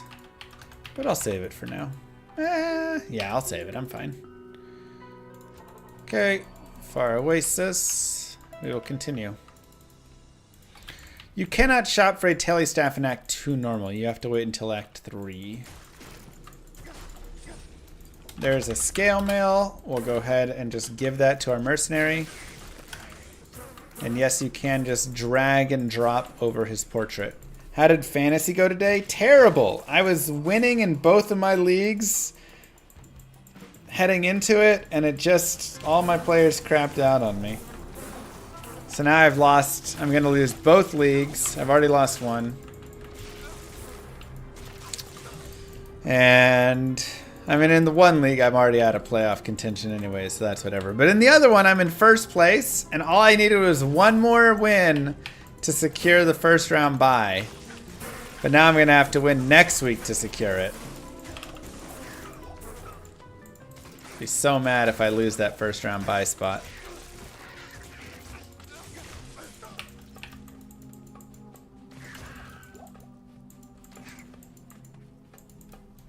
Just some truly terrible games. Cowboys can't lose when they're playing the Giants. That they cannot.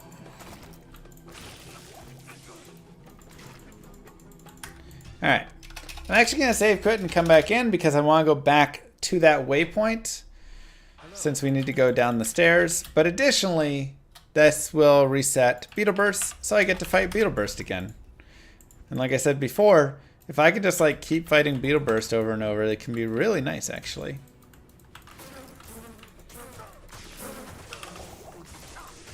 Beetle Burst can be a nice experience. We will burst the beetle. Oh, it's gonna be a good place to get a little money.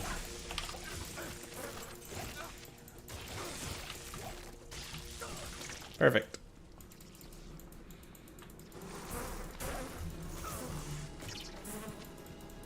Okay, let's go this way. We did do the Radamant quest, yes.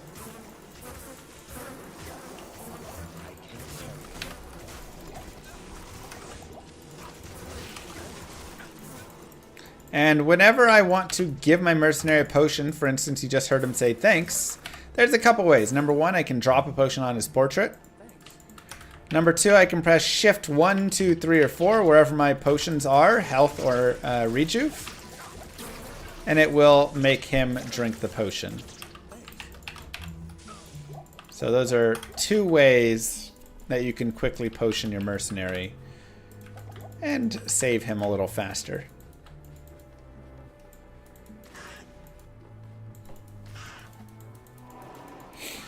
Alright, we still didn't find Maggot Lair, that's okay.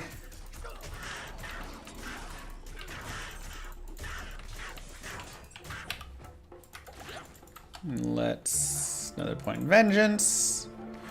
Up to 100% cold, 180 fire. And I mean, our vengeance damage now is really starting to take off. 76 to 376. It's fabulous. Definitely better than the last time I did this playthrough where I ran a low damage weapon with more attack speed. This has been a much smarter play. And I mean, again, we're on players 8 and just cruising like... It's fantastic. Paladin, thank you. Wait. You can run up through there? Huh. Interesting.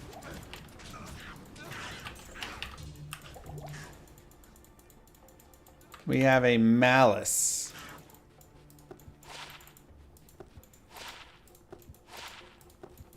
'62 attack rating. I like that a lot. I actually like the 1 mana per kill over 1 max damage a little more. Mana per kill is just like really nice.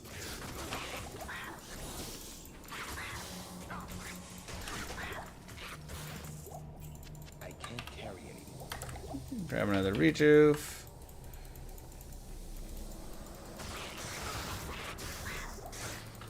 The big one surprised most people is potions can crit. Yes!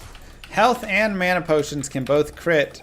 And the more energy you have, the higher your chance for a mana crit. The more vitality you have, the higher your chance for a health potion crit. Thoughts on PoE 2? I am very optimistic and excited for it. I hope they keep it under control and don't feature bloat it too much. Rob became a member. Krub, thank you very much for becoming a member. Welcome to Llamas of the Round.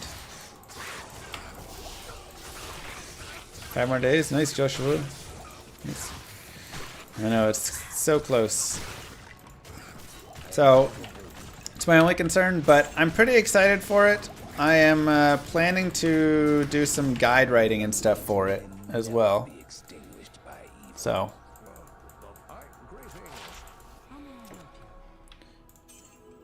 Okay, money, money, money, money, money. There.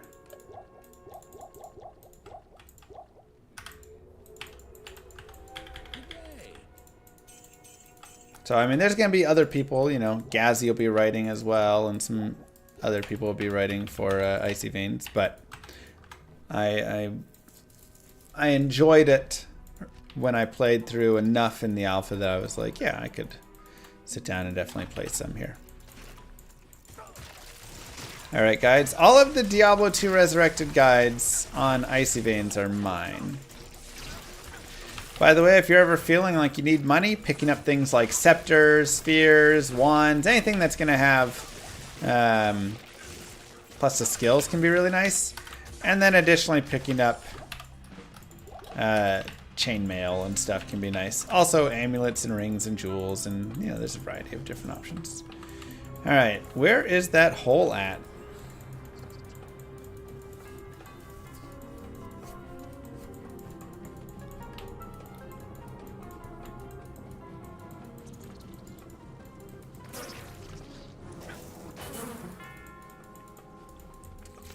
All the way tucked over here? No. All the way tucked down there?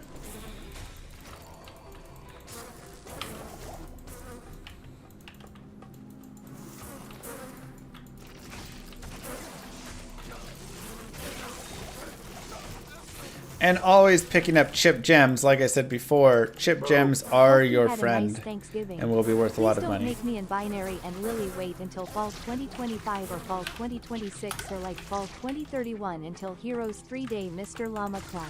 Look, all that has to happen is the Giants have to beat the Cowboys. That's it. One single requirement. And the 2024 Cowboys are terrible. They couldn't possibly lose to them. It's not like the Cowboys have won the last 8 meetings with the Giants or anything.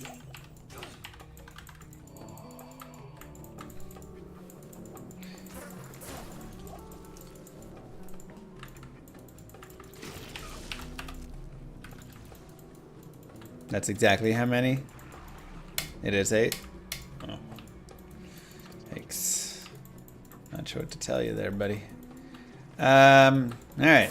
If anybody knows where the hole is, I am accepting hints.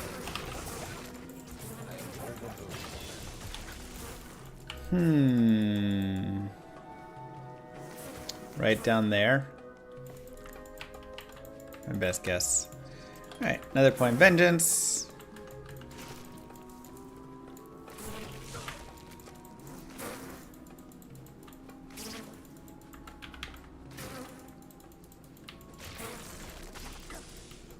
I guess it could be straight up as well, right above us. Alright, we'll go more vitality. More vitality.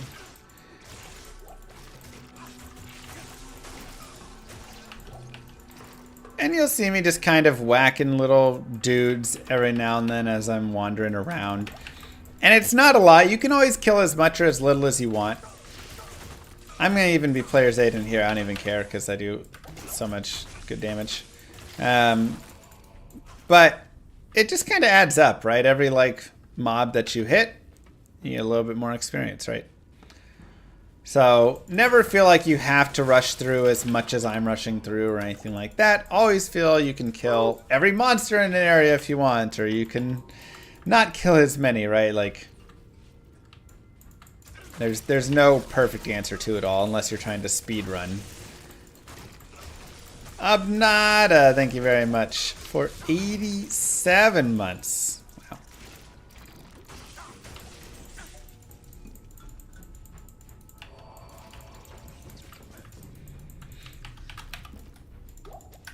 Max Raw's pretty current guides for D2. Yeah, but you know what are even better guides? Icy Veins. Because I wrote those ones. They're also current. Because nothing has changed.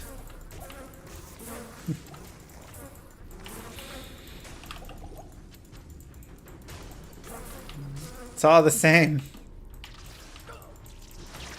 They're complaining they're not updated?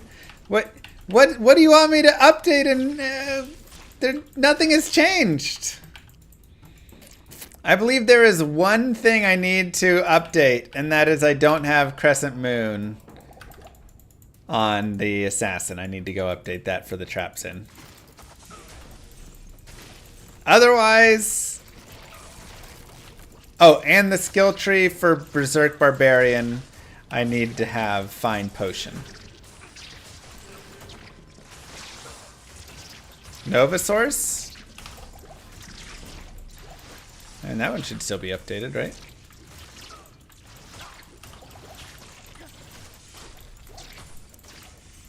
The update should be a video playthrough. I mean, that's what I'm doing. I guess I just need to switch over the guided playthrough video. Oh, or you mean the actual video guides. Oh boy. We could remake all of those again with the D2R engine.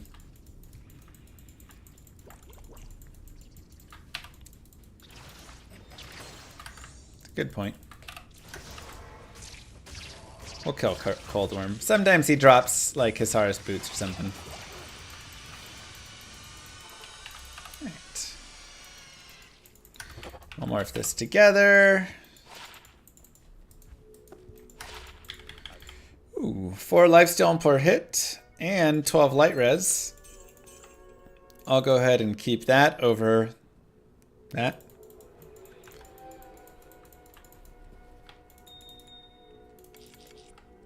Put more runes away. We can put our gold away. We are going to have money for days.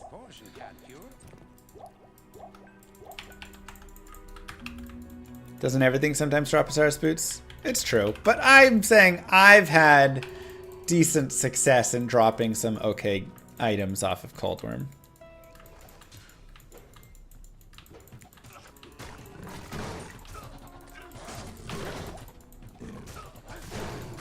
Hey. Alright, fine. We can remake the video portions of my guides for Resurrected.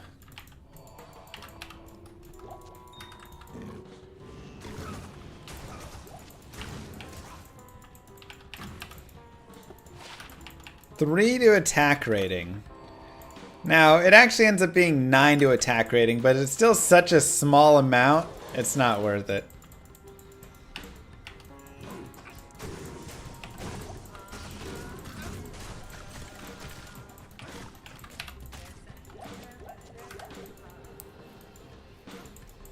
Do the guides on Ice Veins mention Sunder Charms? Yes.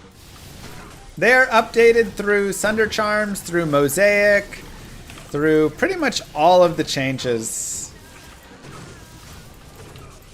The written versions. The videos from my YouTube still are the original video ones.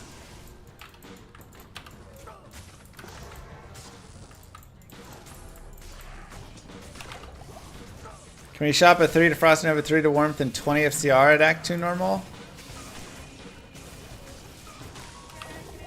You got the 10 FCR version. Can you get 20 FCR there? I don't believe so. I think you'd have to get that in Act 3.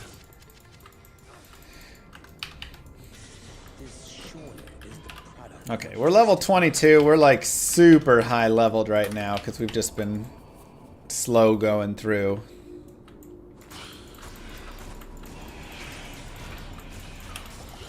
So I might actually just go to players 1 here.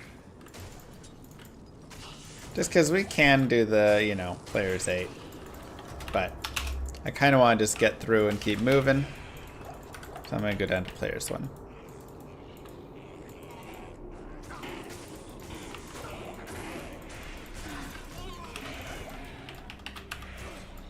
Those guys were still spawned on players 8. You'll be able to tell because anything that has spawned on players 1, I should basically just be one-shotting. Yeah.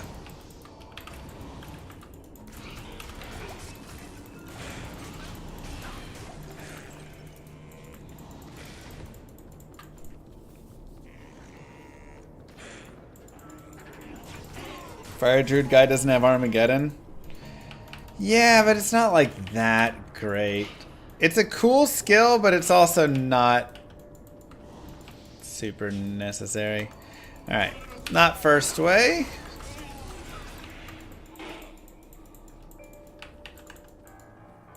Yeah, this is just big ol' Armageddon smacks. Let's try second way.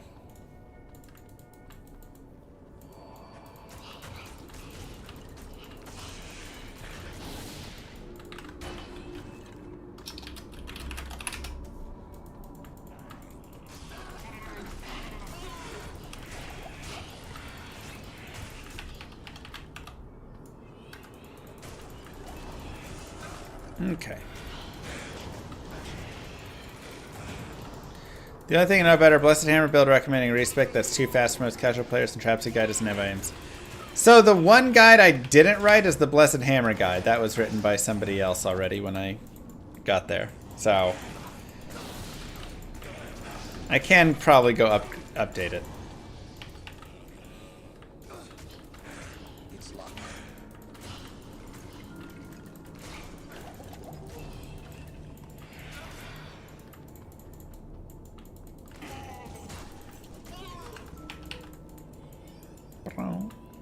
Come on, second way.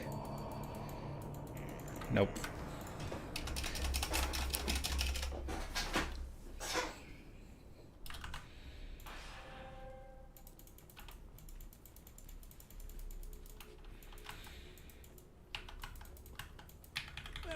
Alright. Again, we'll sell, rebuy right there. And we'll go for the third way. This surely is the product of a twisted mind.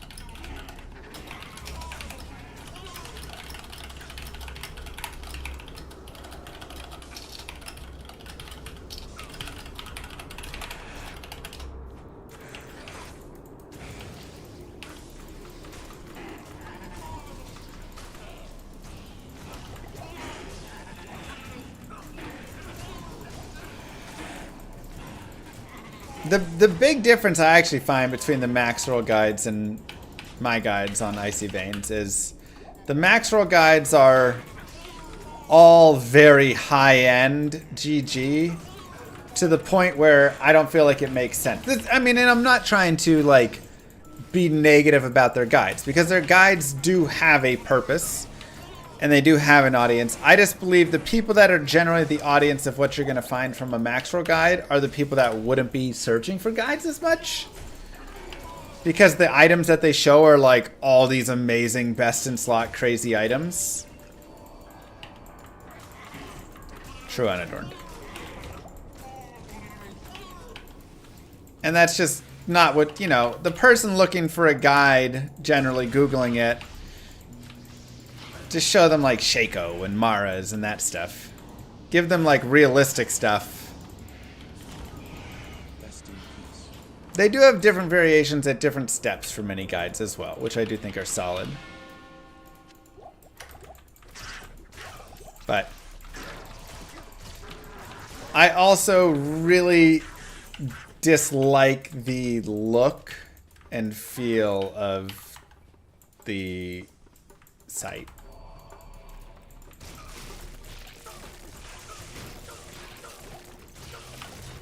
Like, there's too many colors or something.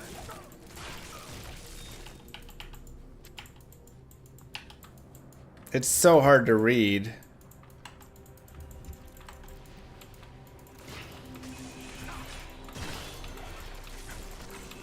Like, when I was designing the max roll guides and how it all was going to look and stuff, I'm like so happy with what we landed on because it just, to me, it just looks so much better. It's like way less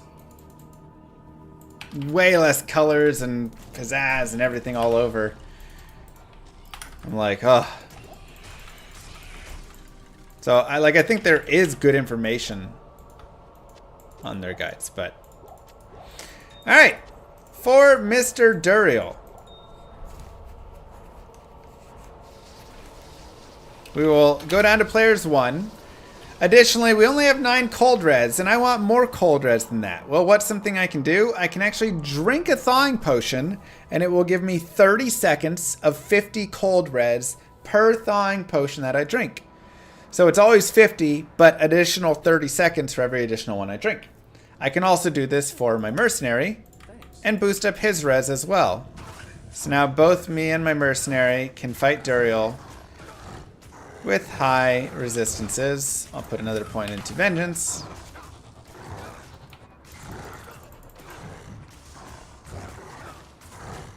And that will give us that 59 cold res, which is a lot easier to kill him. And booyaka sha, just like that. We can go ahead and swap that. Act 2 is done. Give yourselves a clap.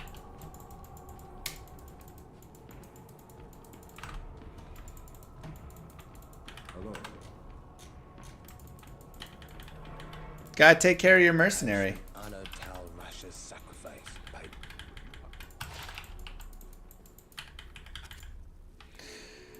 And wow! We actually got Angelic It has been Amy? 10,535 days since the Cowboys last It's won a never Super Bowl. Angelic Amy. Thanks, Capuchin. Real mature. Wow! So now all we need is Angelic Ring, which is much easier to find. And we're gonna have the 2-set attack rating boost. That is primo. It's not very often angelic for me. It's Cathins or Siverbs or whatever. Alright, now we are going to start the hunt for a teleport staff. And there's going to be a few things that we're going to do for this. So the first one, let's make sure to save that, is we are going to look for staffs that are really cheap. 1,400 gold, 4,000's a little high, but whatever. We can put these away.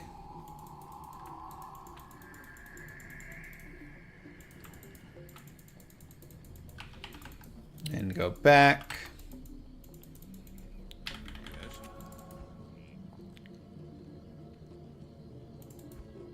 $17.71.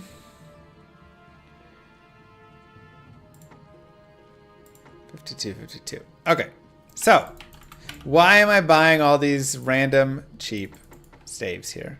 Well, we're going to do a fun, neat little trick. So what you do is you get all these chip gems out. I like to save at least, you know, like a chip topaz, because 3 thols in a chip topaz makes an am. You can also save, you know, a sapphire. I would say if you're going to save some gems, save topaz, sapphire, a diamond, because 3 hells in a diamond makes an IO, and I may want an IO rune. I don't need to save the chip skulls. Yeah, these are probably the 3 I'd mostly aim to save. We can look to save, you know, a little more if we want. And we will put these guys here. And we will grab a staff. And we'll put 3 chips in it, and we'll re-roll it. And that actually is a really funny re-roll, because it looks like it didn't do anything. But it did add 2 sockets to it. And we'll do it again. And now you can see it actually changed it to a different staff. Unfortunately, again, it did not give us plus to skills. Did not give us plus to skills. And we finally got plus to skills. Not great. Oh, that took a Paladin lot. Run my favorite. Super annoying.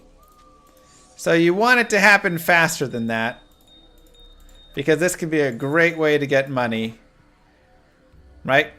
So that one right there will be worth the full 15k. That one did not roll. Really unfortunate.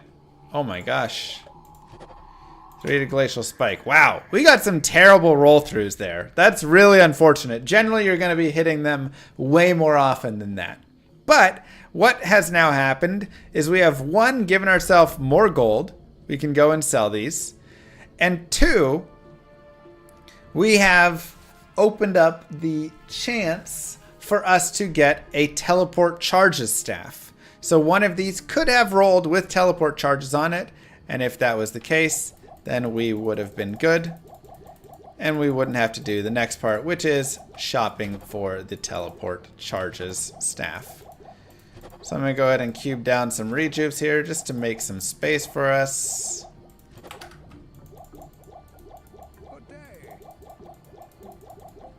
But it can always be nice to save some rejuves for later on when you get to hell and stuff. It can be really helpful to have some ones saved up. And now we will actually just X out and come back in. Now, why am I doing this right now? Because I'm level 23 and I want to do it before I'm level 24. You have to do it between levels 19 and honestly just at least 19 and then plus beyond that. But if you do it before level 24, it is a level 24 required item. Now, what does that mean? It means it will show up as red because it is required level. Also note this is +3 to teleport, sorceress only. We don't want that. We want teleport charges. So I'm looking for a staff that is red because it cannot be used yet since I'm only level 23. And it has teleport charges on it.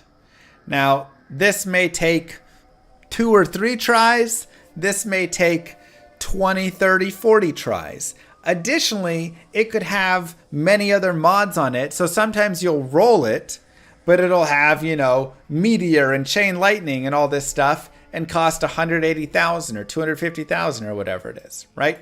Generally, it's going to be between like 30 seconds and 5-6 minutes. I've had it go up to like 15 minutes before when it was really annoying, but not really much beyond that. So you can just shop over and over for this. If it's too expensive, you can either A, just borrow gold out of your shared stash, or if you're really running full solo self-found, just reset and keep going until you find one that costs only 17,000 or costs 40,000 or 60,000, whatever it is. And let's say it had cost, you know, like 50,000, I only had 40,000. Well, that's where I can sell this. I can sell this. I can sell this. I can sell this, right? I have these items that I've been storing up to sell for a bunch of extra money. So that would be another like 45, 60,000. So I have like 70,000 gold in my stash from that. So just something that you can consider. And yeah, once you get it, you can keep moving forward. So if you are a little lower level and you don't feel like you have enough gold, you can continue forward first and then just come back. Make sure you do it before you hit level 24. Otherwise, you are going to have to check every staff, which can be annoying. Chuck nonstop at the Prime sub. Thank you so much. I'm still just on players 1 right now. I am okay with that. Also, something I didn't really note, but attack rating is not only increased, or not attack rating. Dexterity is not only increased attack rating, but it's also increased chance to block. And for the Paladin, you're actually going to have a pretty decent chance to block. So that's something that can be really nice and a reason why, you know, like I'm at 45% chance to block with 62 dex. So adding points into dex is not actually just this pure sack into attack rating, but it is still giving me survivability, and especially on a Paladin who has really great block frames, it can be quite nice.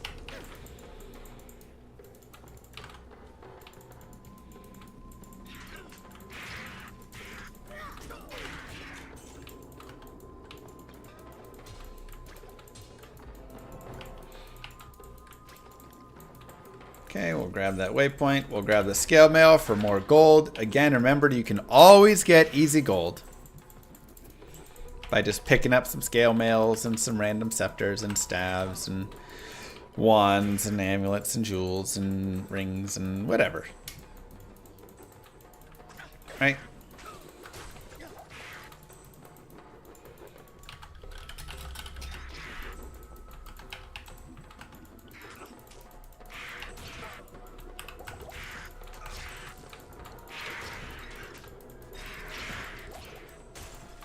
So clasped orb, okay, it has no skills on it, so I'm going to drop it because it's worth nothing. If it did have plus skills, we keep it. Not bad, no chance. Not bad at all. I am overburdened.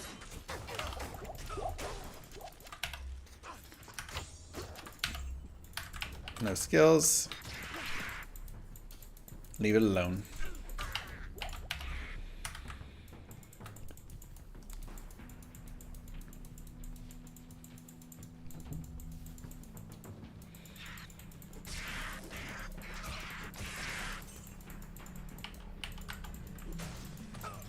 Better to run Nightmare with a two-hander. I mean, I kind of want to do it. I just like want to have the really big damage from it. Sounds fun.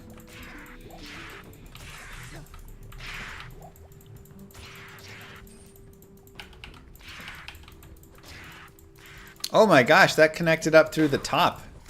I didn't even think about it connecting through the top.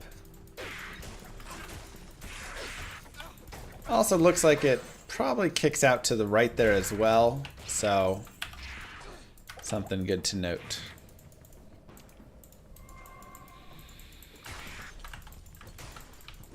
Yeah, for sure. I mean, right now we do totally fine damage, 60 to 340. I am plenty happy with that. And we actually get into the flare jungle here.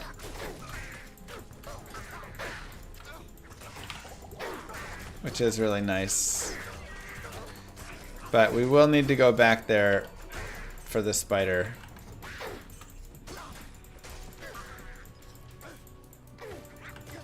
Is Vengeance good at hell? You know, Vengeance is surprisingly solid.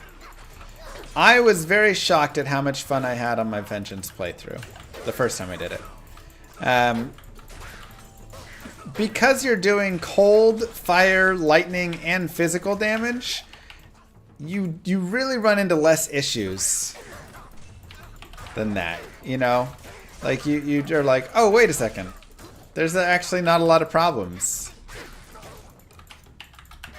You aren't obviously blasting with crazy AoE like some of the builds and stuff, but it's pretty smooth. I mean, even so far, it's been pretty smooth. We've done pretty good damage.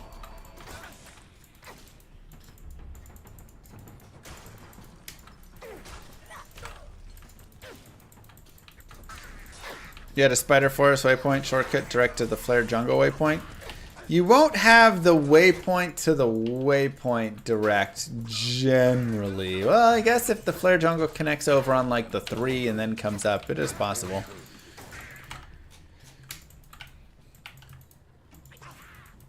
Something runs on the side and then goes up from there.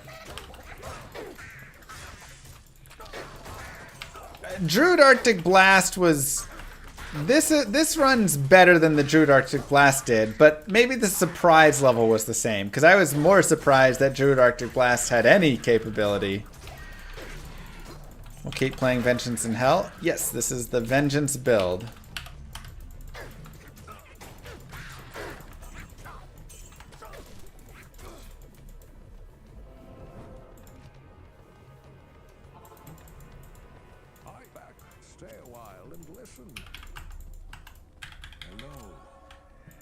Okay, we'll sell, we'll sell, we'll sell. Just pick up some extra money from that. Get some potions. And I'm actually going to go back to the Spider Forest. Arctic Blast Druid is not on Icy Veins. No, it is not. I don't think it needs to so much be up there. Maybe, I mean, I could write a build on it and just kind of copy over Wind Druid and adjust it for the Icy and make it colder. Like, it could be a funny meme build we add in. Do I have a Blizzard Sorceress playthrough? I should, but I don't know if I have a D2R one made. I know I have the... I know I have an LOD one, but...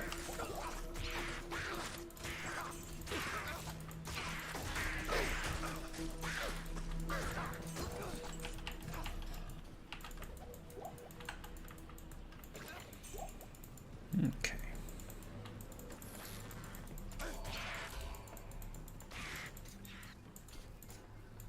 Spooder Cavern. Yeah, I went down to P1 just because I was over leveled a bit. And we could go back to players 8 if we want.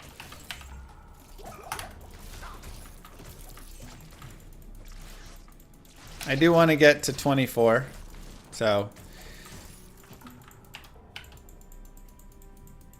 Oh no, okay, good.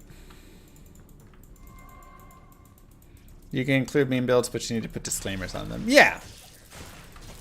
I think that's the important thing, is just, I'll make a note that this is, you know, a worse build, but it was okay. Again, if you go and watch the, like, the build, it surprisingly still was able to clear stuff with the big hurricane cold damage, and then your little, you know, you added a little extra damage. Al-Hazir is definitely gonna die. Not me as well, yeah. Sorry, buddy. It was a sacrifice I was willing to make.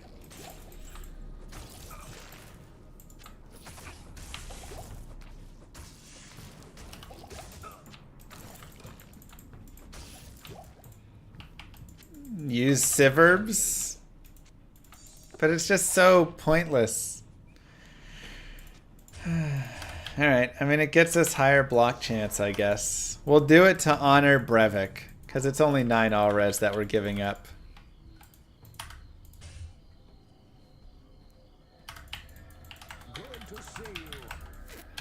Thorns Druid with Edgebow and Summons be viable? Sure.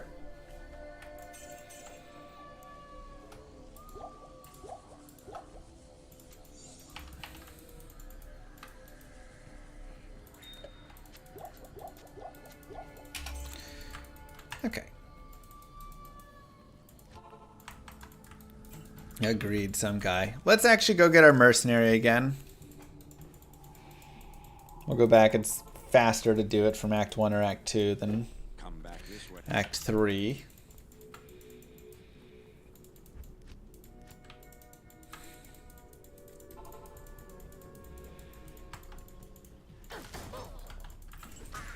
Thank you. Have a good one. No chance. Oh, I just saw you actually had resubbed. No chance for 108 months.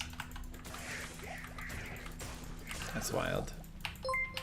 Yo, Varthamis with the $49.99. What's the lowest level you've ever completed, Hell? Assuming it was a Sork. So, you have to be at least 60 to complete Hell, because you can't do the Ancients otherwise. So, basically all of them are 61. However, before that requirement became a thing, back in Classic and 1.0 and stuff, and it was also a very different game, you would beat Hell in like... Oh, man, I beat Hell probably before 30 even, honestly.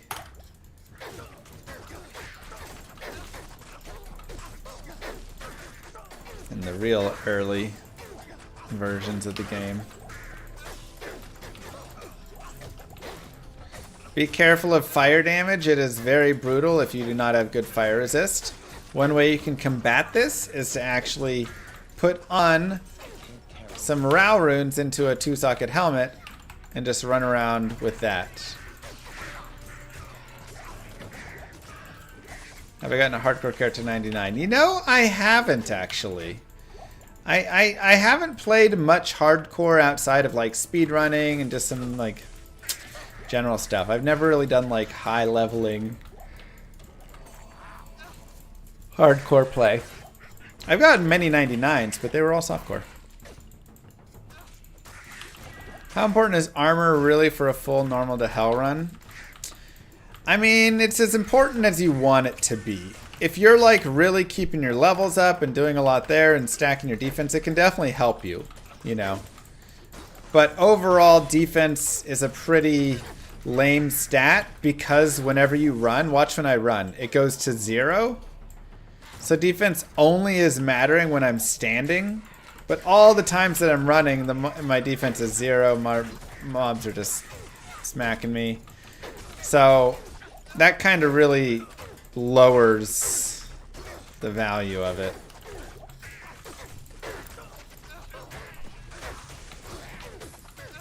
Alright, we hit level 24 by the way, so we will put on our teleport staff. Can use that later on whenever we want. Also, we do have level 24. So conversion now does become an option, but we're not converting. And we'll probably just continue adding into Vengeance here until we get to 30. And then we'll probably do a respec so we can get Conviction rolling at that point.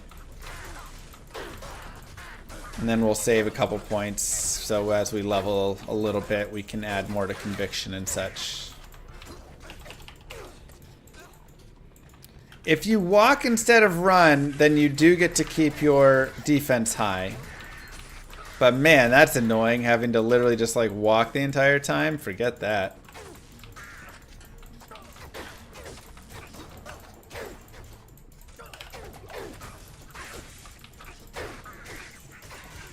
How do you make Vengeance viable in Hell? It's just viable by itself. I mean, it does cold, fire, and light damage. Get Canopy Frozen, make sure you have decent chance to hit. You're good to go. See if we can get a nice ring with good attack rating. That'd be really nice. 80 attack rating or something.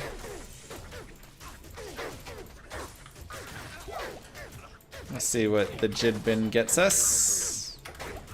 Help me! Llama, I know this is Vengeance, but on Hell Madok is kind of easy. Just have all ancients chase you, but only look at Madok to avoid his axes if you have enough speed.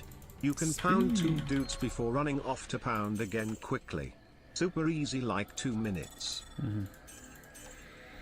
54 to attack rating with 1 mana per kill. Not bad at all. So we do lose a little bit of lifesteal, but that's okay. Lifesteal is not like crazy important right now. I'd much rather have 54 AR and 1 mana per kill. And this also has 5 replenished life, which should counteract our Malice. Also 1 max damage, which, you know, is a little something. So I like that very much. K Starler, thank you for the $5. And thank you for the advice.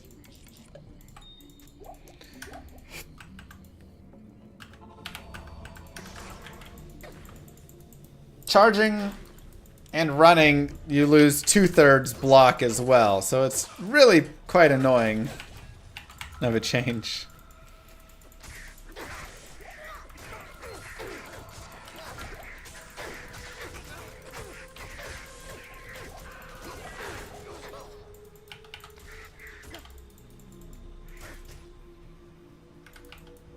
Mercenary's doing pretty well. We could also, of course, put some sockets in there. And his weapon is a little weak. I'll get him a pike when we get to Act 4. He's also going to die here. Most likely. I'm trying to feed him potions and keep him alive.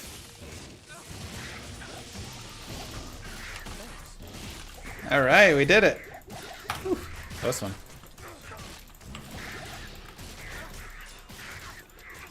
Some light-plated boots. Gaming house, thank you.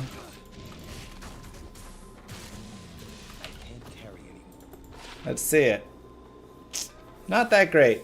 9 fire res, 10 hit recovery. The chance for Frost Nova is actually kind of nice. So I do like that part, but it is 50 to strength. I don't think it's worth putting in the extra strength just for that bit right now.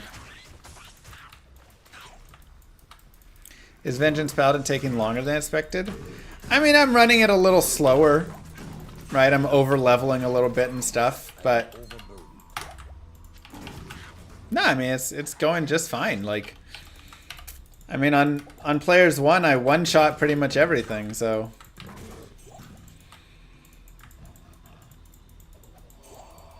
It's just a slightly slower build. Thank you, Matthew. For all the Act 3 haters. Thank you very much. And thank you again for the $49.99 from Barthemus. That's absolutely massive. Shout out to everybody who has donated. Mwah! First super on a live stream. GT Matthew. Baby's gonna get their diapies. Lord, do they need them. This is also a really nice place to farm. It can be a little bit nasty in there sometimes, but... Okay, yeah, there's a boss there. Okay, so we have a double boss. Let's go ahead and telly, get the mercenary over here. And we will come back. I know we have our TP set at the waypoint, that's fine.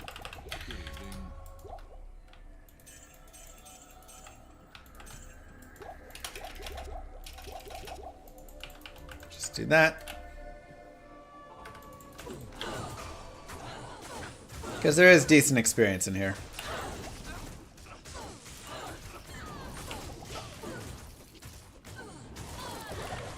I can't carry it. I can't carry it. I'm overburdened.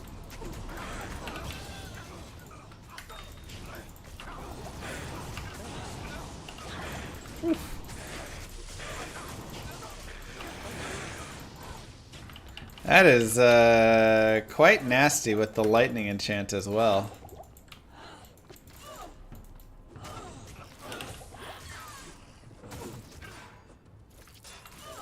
We did get another level, another point in vengeance.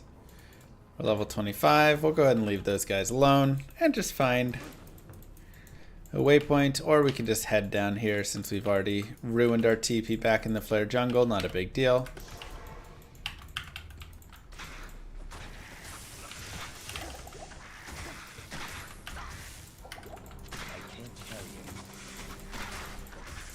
Pretty easy sewers.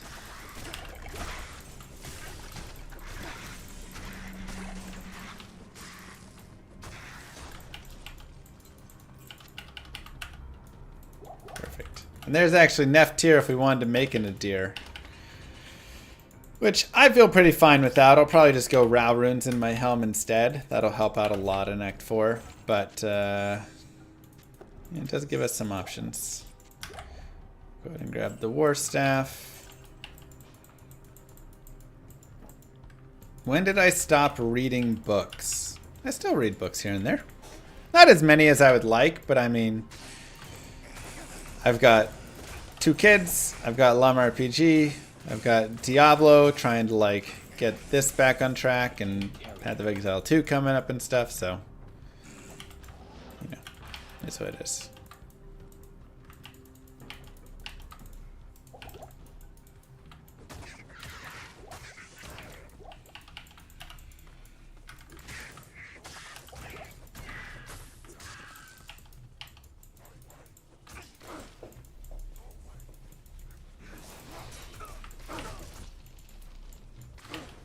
No third kid.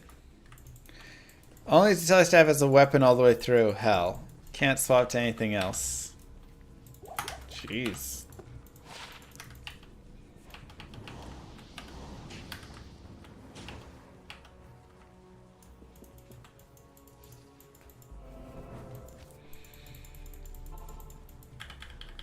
Do I remember where I farmed my 2x goal runes?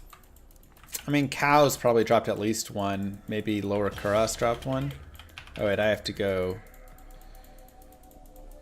Let's do this. This will be faster. Faster way to talk to Mashif.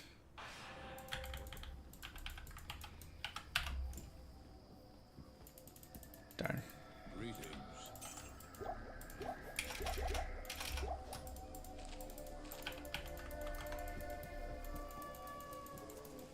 When does Kane charge ID items? If you don't save him, he charges you.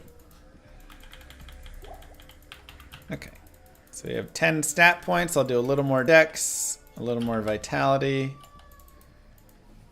Put some gold away, drink that. I actually really love adding cold damage, though on this character it's not nearly as big of a deal because I get cold damage from Vengeance. But on other melee characters, that's actually really nice.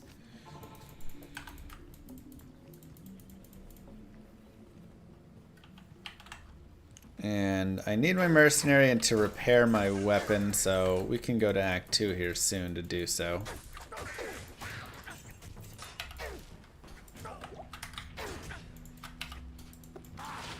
$18 to $50.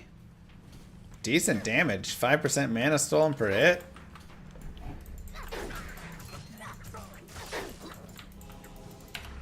It is going to be slow though, unfortunately.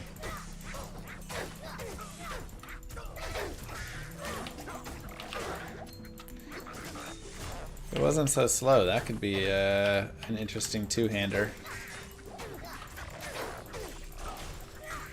Because it's a nice damage boost.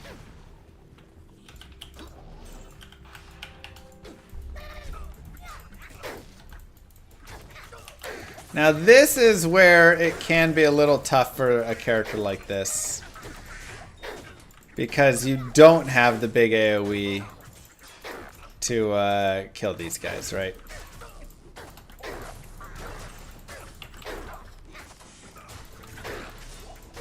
So there's no fissure or anything like that.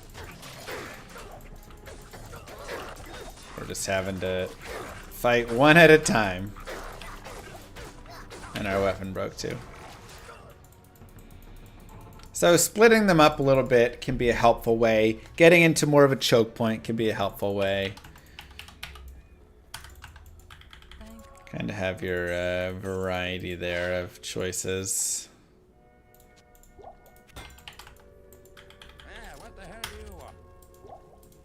This is a slog at times. I mean, it's what you get with more of the melee characters, right? And I actually love it. I actually love it for that. Well, Grief actually doesn't work with Vengeance, so you don't actually want to use Grief. A Breath of the Dying probably is better. Now, you're probably still not wanting to actually give up your like shield. I mean, on a Paladin, a shield is just so easy to get 75% chance to block and stuff. But if you did want, you could use an E-botted, you know, War Pike or something to go for crazy big damage. But honestly, just using a Breath of the Dying and a Berserker Axe is probably good enough.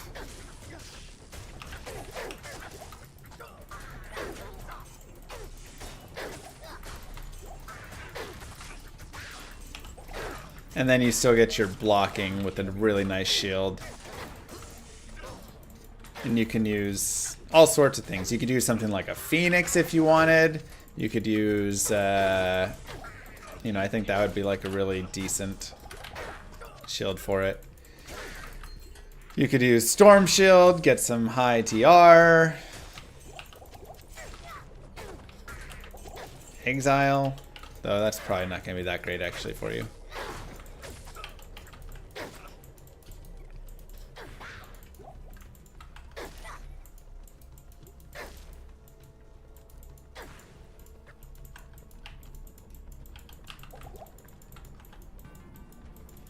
That's true, actually. The ED is wasted from Phoenix because it's off weapon.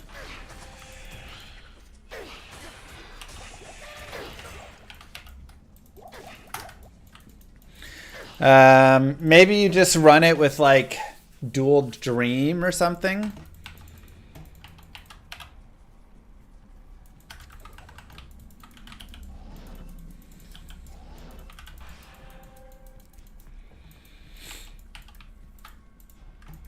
Feels like that could be pretty strong.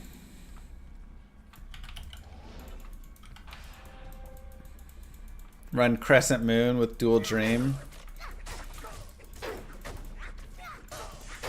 I mean, it's still probably better to run Breath of the Dying, honestly.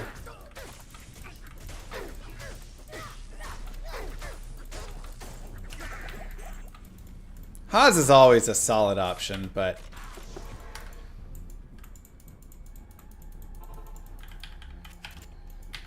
Getting all the extra holy shock would be really nice.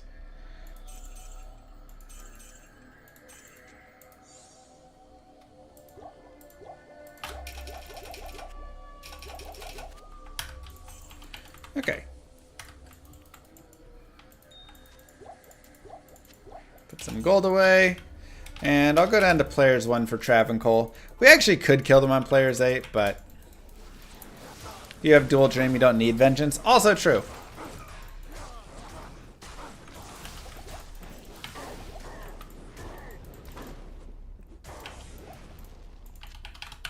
Yeah, I mean, vengeance is not the ideal, necessary build, skill, anything. We're just having some fun with it. Oopsies.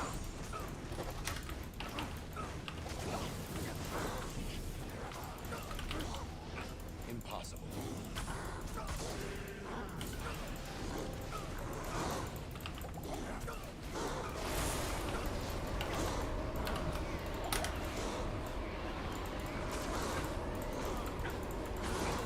If you want to kill the Travancore, you can. If you don't, it's also fine.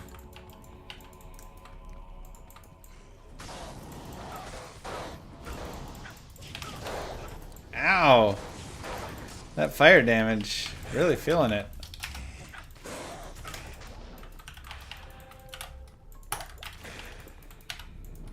Ah, I'm punching them. Okay. I was like, where's my damage at? Is this player's 8?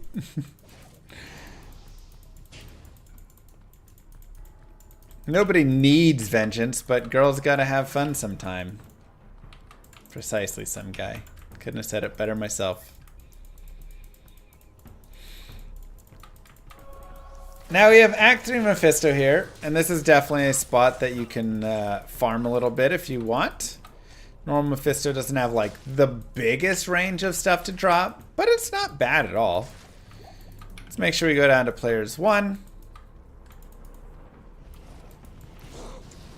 And then we will run through, teleport over, and fight Mr. Mephisto.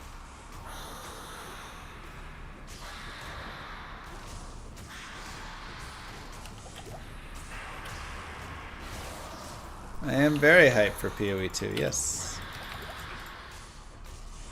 That was a lot of damage.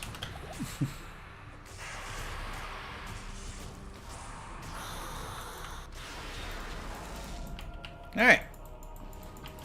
Not really good drops, but that's okay. Act 3 is done.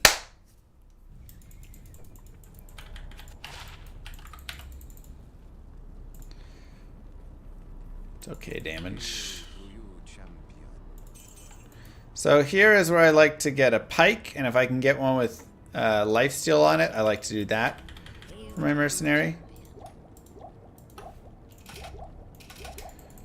And then also because we are in this act, this is where, like I talked about before, I like to go and get some Rao runes and put them into my cap. It looks like I only have one Rao rune, so we will just have the one there for now.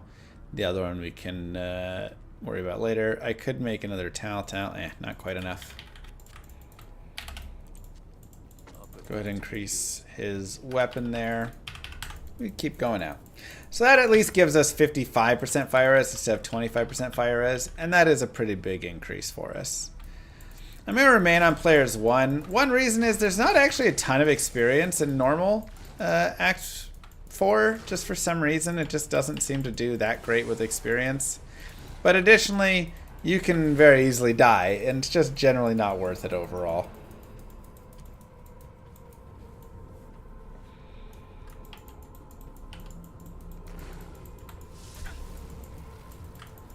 What mark?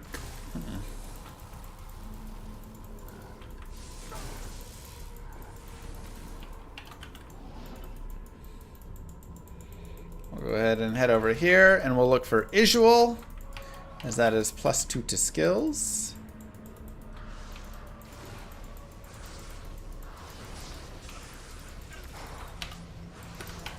Found the exit first, so we'll move forward and then we'll come back from a teleport.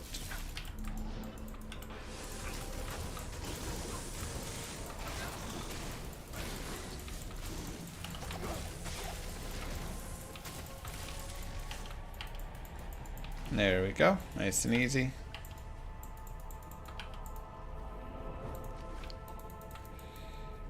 Fortitude and Phoenix do basically nothing for Vengeance. They will increase its physical damage, but they won't increase all the boost of all the other damage, so it's no better than, you know, just a basic Fort in Phoenix. So you'd just be basically running a much higher physical damage version of it.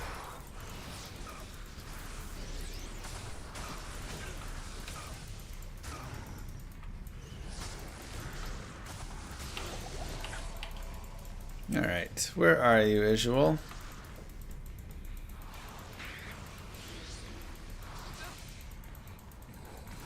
Yeah, those are pretty solid maps.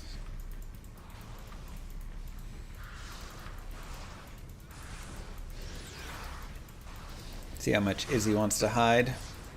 Why don't I use charge? I decided to not go with charge because I feel like a lot of viewers, maybe when I respec I will, but a lot of viewers I feel like, and people that would maybe be doing this guide playthrough, don't use charge and don't want to just be constantly charging all around everywhere. So the idea was to keep it more of a simpler build, but I mean we could go into it now if we wanted. Alright, visual just doesn't exist. That's it.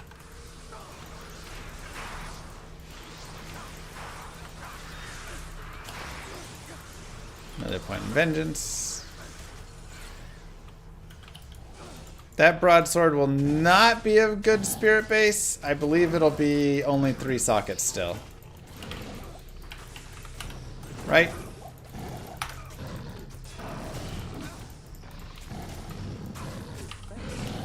I don't think it quite will get 4 yet.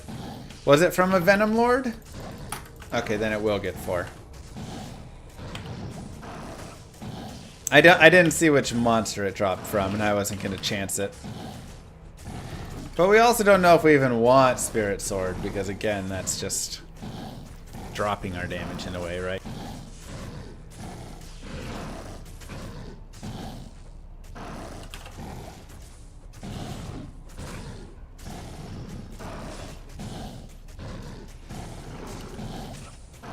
So we can actually take a look at that, though. Right, so if we go over there to runewords, and we go to items, runewords, 110, spirit, 4 sockets, swords, and shields. So, what does it look like in a sword? It has 2 doll skills, which is nice. That does increase our damage some. Some FCR, hit recovery is nice. And then it just kind of adds some flat damage. Now, obviously, you get some lifesteal, vitality, mana, whatever. But it has 0 min damage, 0 max damage, 0 ED. I don't think it's actually going to be a good option. I think it would be much better if we got, like, oops, honor or something instead, right? ML Ith Tier Soul, 9 to min, 9 to max, 160 ED, get the 250 attack rating, get the lifesteal, get a little all skills. Like, that seems way better. Additionally, there's the Unbending Will, which I doubt is here.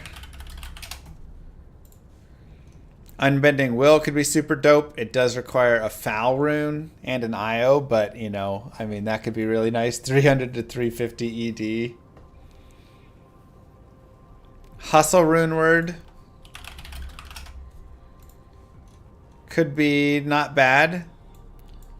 30 IS, 180 to 200% ED. Chance for burst of speed and a little fanaticism.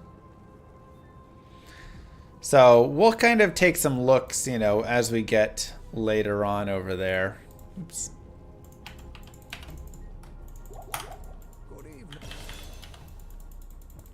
We have 2 skills. So here I might actually just get charge. You see my boy Josh Allen throw a TD pass to himself. He can do it all. I did not see it. I've been streaming. Does that count as a thrown and received touchdown? I guess so, right? So you get both. Wow. That's insane.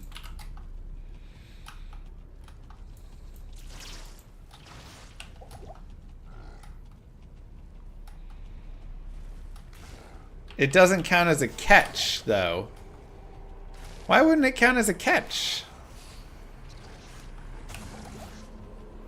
CMC also blew his Achilles out? No way.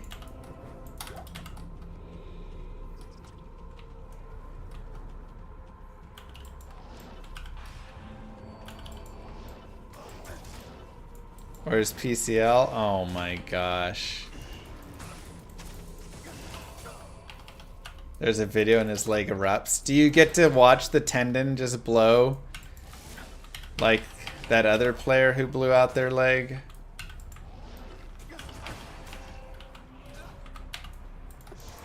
That was pretty nasty. Yeah, watch the vibrations as it snaps up. Okay, let's set Vengeance on our Z here. Yeah, Al-Hazir's gonna die.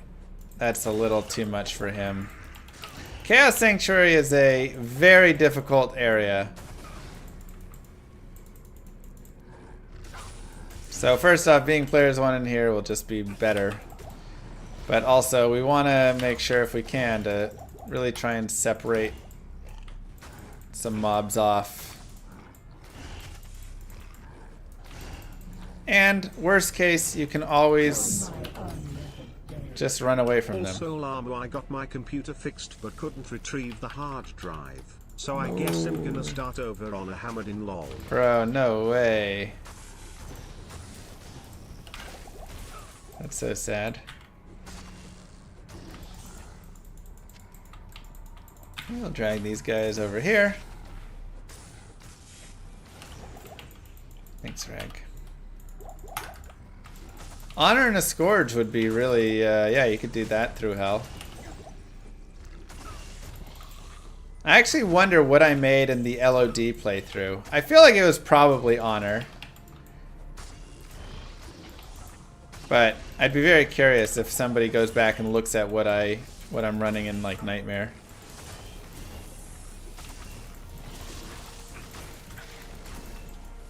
Hustle's best now. Hustle's definitely solid, but you need a co-rune, which is not the easiest thing to come by.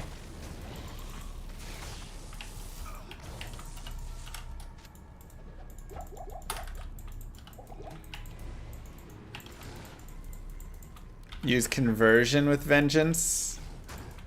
I mean, conversion's nice. Oh my god, the fire damage.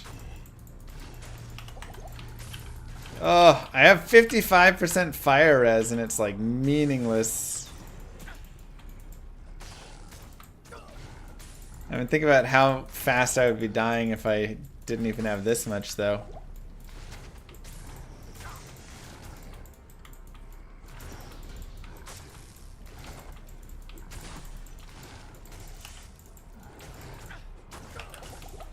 I feel like Conversion Paladin's another build for us to make at some point. 18 to attack rating. Not really much else. Not worth.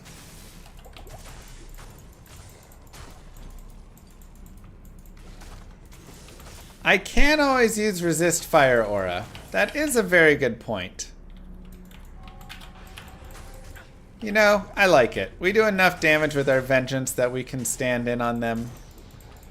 You are quite smart. I forgot I had put all these points into Resist Fire. So we actually have 87% fire res there. Now 83. Hey, why did it go down to 83? Why is it fluctuating between 87 and 83?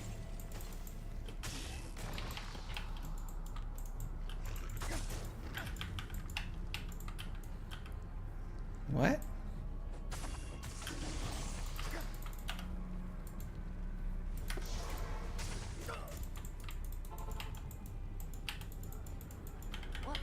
I was using Crescent Moon in a Rune Sword. I mean, that sounds really nice. +4 during attack. Yeah, why am I getting +4 during attack? Oh, maximum fire res. Wait. Active passive. No, that doesn't make sense. What? That's not right. No. Active passive is just if I'm using it or not, which I am. Which would mean it goes from 75 to 83. So why is it going up to 87 sometimes?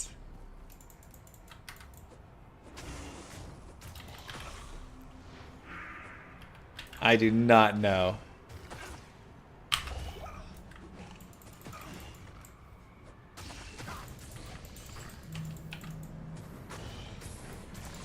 Huh. If anybody has any knowledge of that.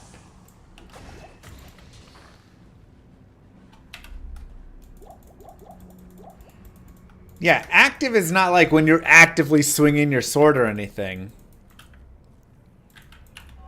Well, no. See, like, it's 83, but then if I go swing, it's 87.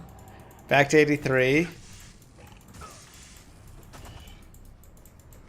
I swing there, it doesn't go up.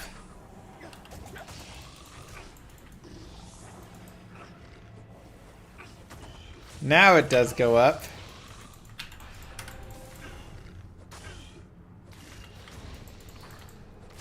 But 83 is where it should be at. Like, 83 is the correct number.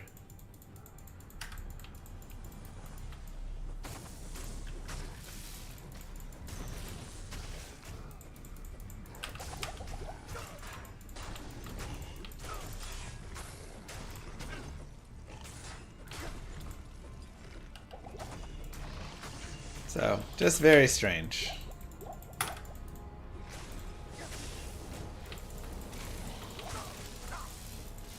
Nah, my shield does nothing.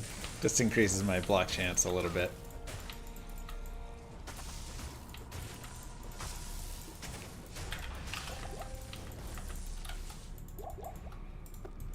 One to max damage.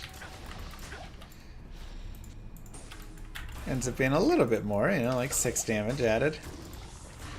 With all the conversions. I used Honor and a Twin Axe.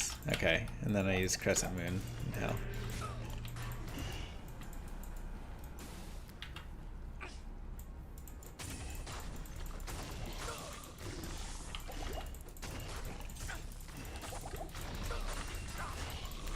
I mean, Peace is solid with the Valkyrie, man.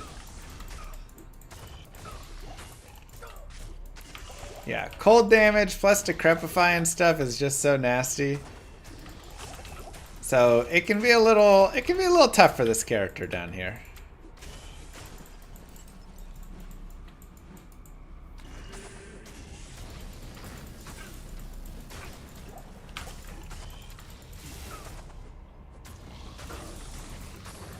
We're in.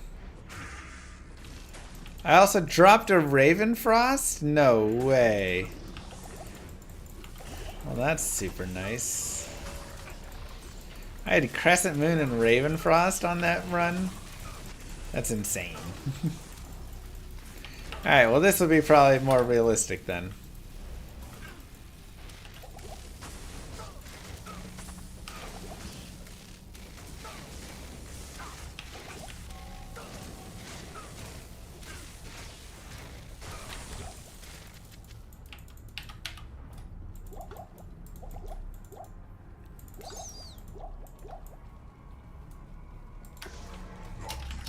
I ran Holy Freeze on my last run. Also interesting.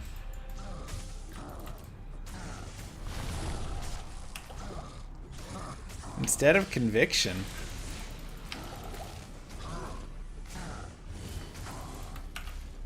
Can single player files be emailed? Oh yeah, easily. It's just a D2S file. Very small. Okay, now, for Mr. Diablo. No, bless me. Something that can be very nice and helpful is getting some thawing potions. And whenever he hits you for cold damage,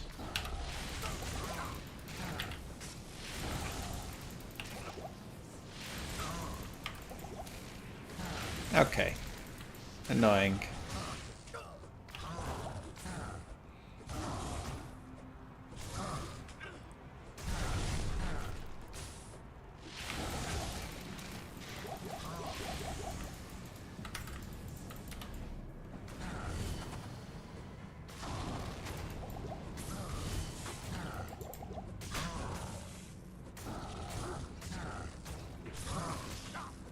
Yeah, but why not just use Conviction?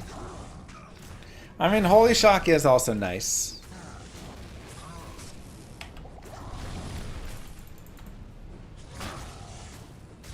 But I just feel like Conviction's gonna add so much. Lowers the res of cold, fire, and light. And so that's a boost to all of those.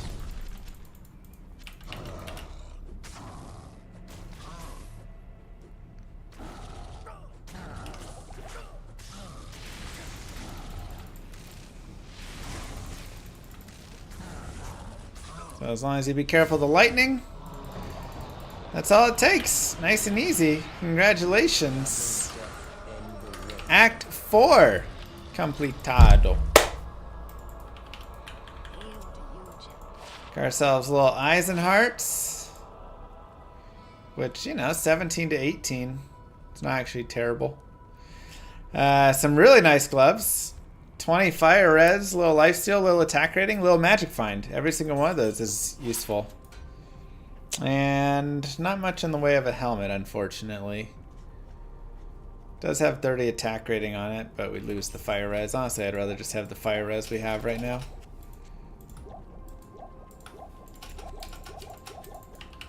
Grab those. Grab here. Yeah, and Conviction reduces enemy defense. So I'm very shocked I didn't run that. I guess we can, before we head out, we can go back here.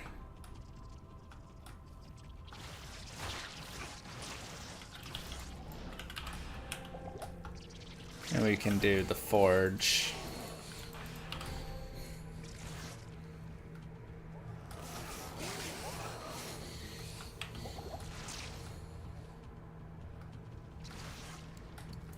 Cube sword any good? Cube sword? Like if I were to cube a sword up?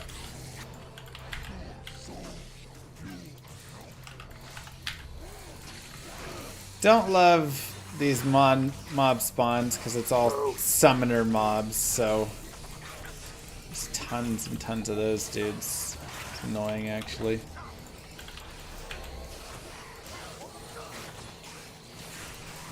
Pause Murphys, thank you. Let's try and just clean some stuff up, create a little room for ourselves to actually fight.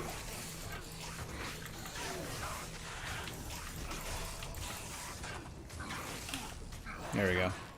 Not too bad.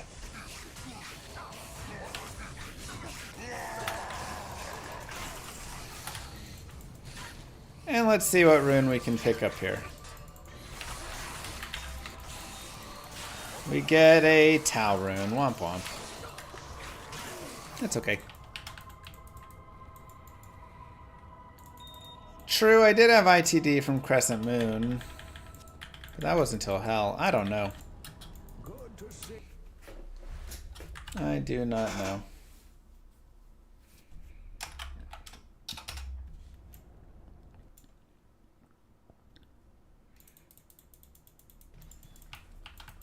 Oh, we should do a clap emoji, shouldn't we? At 1,000 subs, we're at 944. 1,000 subs, we will get a clap emoji made. A llama clap. I'm coming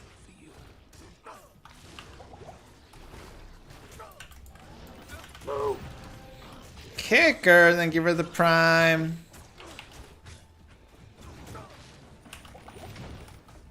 I have done an Arctic Blast playthrough. Surprisingly, it was alright. Iglandier with 5 gifted subs.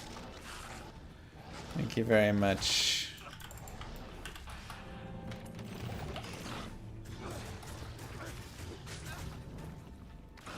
Holy Freeze was normal? Okay. We had 3K subs on that video. I mean, I did just come off of like a month of leave, which dropped our sub count a lot. Plus, I was just, you know, the time when she is pregnant towards the end and you're having to help around a lot more. So I wasn't able to work nearly as much before, but we are now getting back to where we will be able to work more. Also, at this point, any paladin shield we find from this point on will get 4 sockets if we socket quest it. So if we want to make a spirit shield, that could be beneficial to do. Just a thought to have. Sacrifice playthrough. I really wish they improved sacrifice a little first.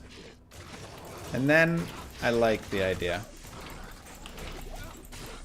Now, if you ever want to just level up a little bit more, white paladin shield, yeah, would be what I'm looking for. This is the place to do so. Literally just right here. Over and over. Good afternoon. Nothing there. Inner sight. Don't walk away from me.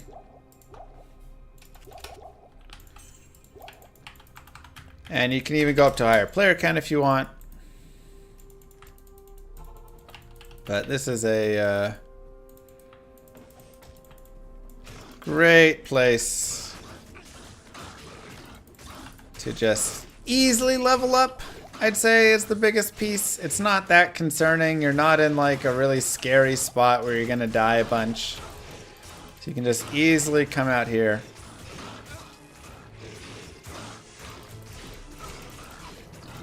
Blacksik Jack. Thanks, Nice Gaming. Blacks Jacks.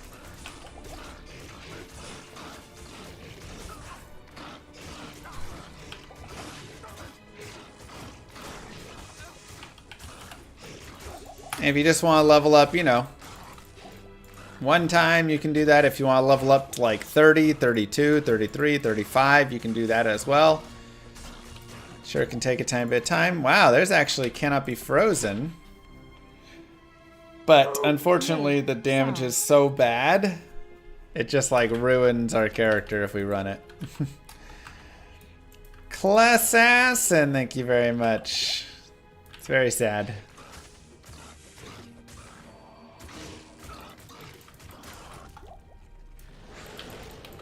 I'd also say at this point we're starting to feel the lack of our damage a little bit. Now we are on player's aid, of course, but our damage is starting to kind of be a little bit more lacking, as this flail is, you know, only 1 to 40, so we need a bigger stick, as Muguro would say.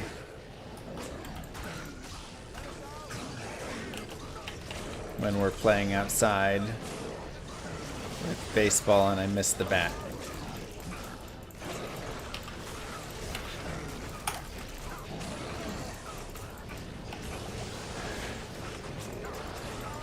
I have a guide for Vengeance Paladin? That's what this is.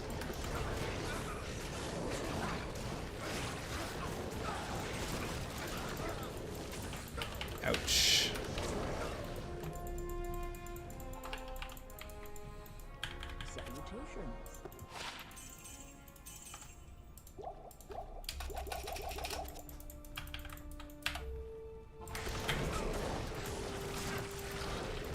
I actually want to fight the Crest Beast, so we'll just save the barbs and roll forward. Another point of vengeance. We do have level 27, which is great, as we just want to really get 30 so we can respec and get that conviction rolling. I think that'll do a lot for us.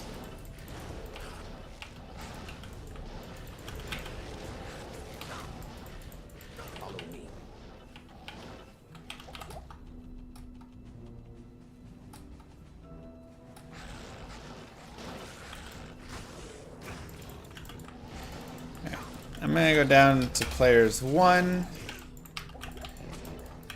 Players 8 just a little hard right now for kind of general killing along the way.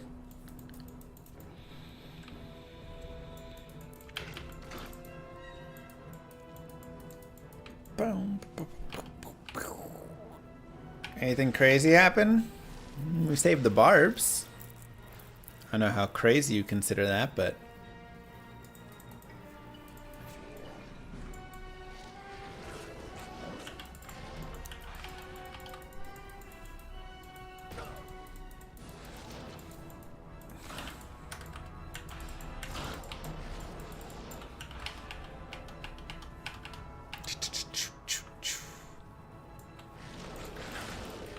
it's true.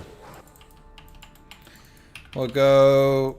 Is my neighbor's house still burning? No, the firemen were able to put it out.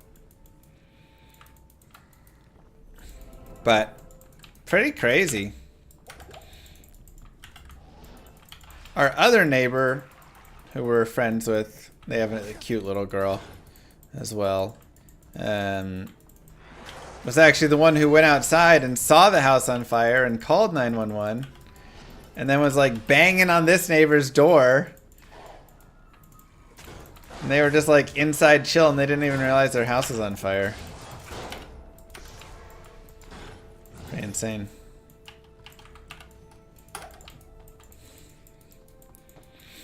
Wow, binary. He was like, yeah, I just went out to take the trash out and I looked over and there was just flames.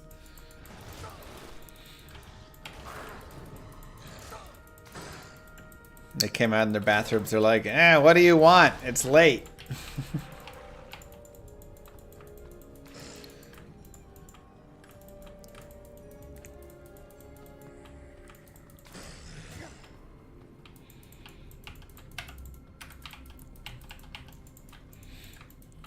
Like, yeah. Do they know how it happened? I mean, probably by now, I don't know.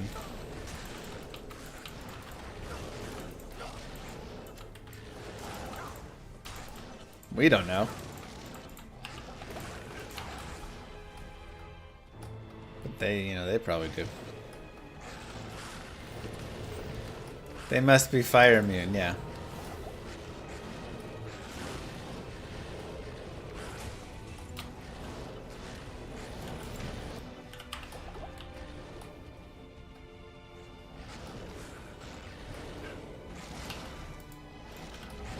Something probably got too hot and caught fire.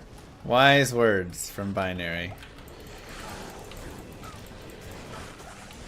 We always look to you in times of need for information. You always pull through.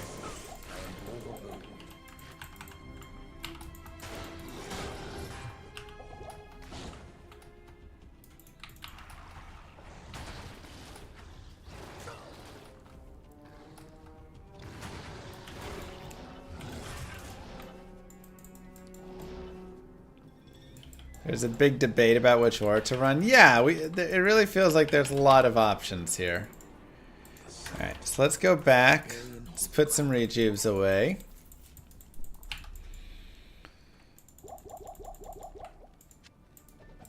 That's actually going to be a little weak. Let's get some more mana. Good afternoon.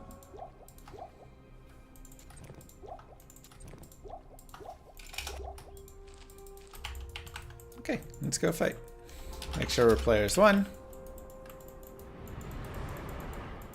Now, something that you can do to help out. One is you can come down here. Talik will not spin you if you are right here and he's coming at you in a straight or perpendicular to the cliff direction, because then he would whirlwind off the cliff. That does make sense. Come on.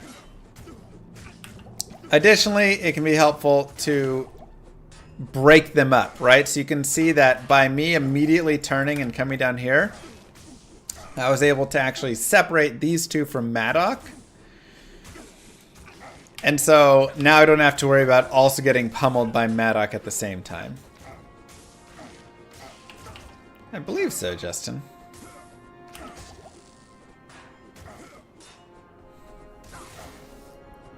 A wise man named Binary did.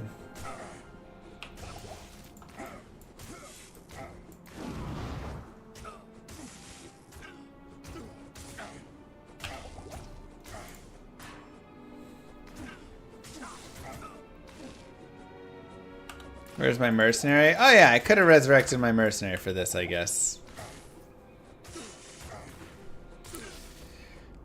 I figured Maddock would just follow. So they follow for a majority, but not the entirety of the screen. So you actually can, if you go enough distance away,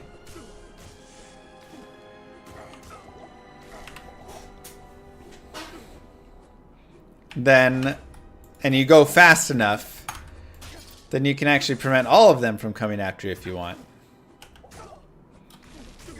And then you can fight them one at a time, 2, 3, right? However comfortable you're feeling.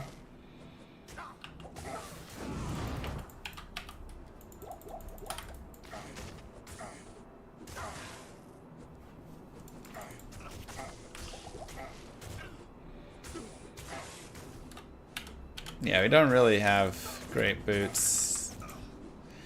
They were okay temps.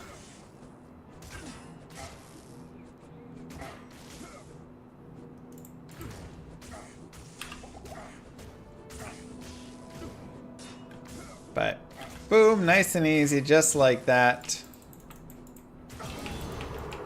Ancients are done. Pretty simple. More vengeance, more vitality.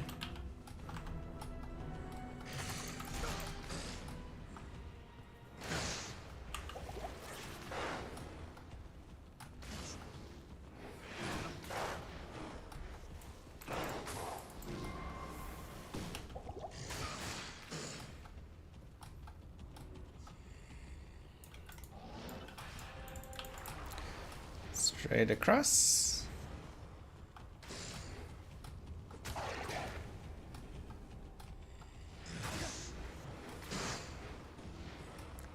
Alright, level 2.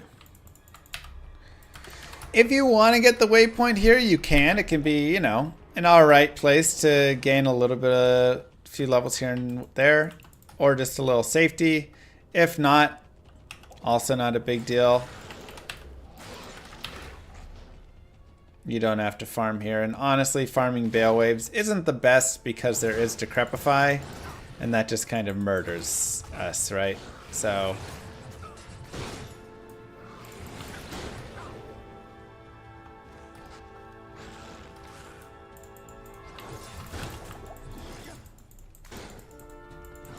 unfortunate.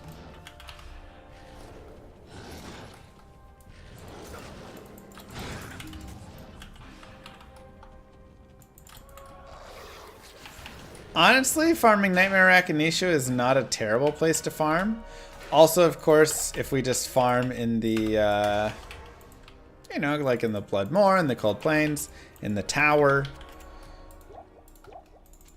we can do kind of just general farming around Act 1 of Nightmare to level up a little bit more. But we'll be, you know, wanting to pick up some runes anyways, so farming in the Tower is not a horrible place because, hey, we spend some time down there, we get some nice runes, then we come out of there with decent levels and we're good to go. But I also, like I've recommended before, would say, yeah, if you just want to go farm around here in normal, do some like Eldritch runs over and over again until you're mid-30s. Honestly, pretty recommended for people that are playing through here. It will do a lot in helping your characters out.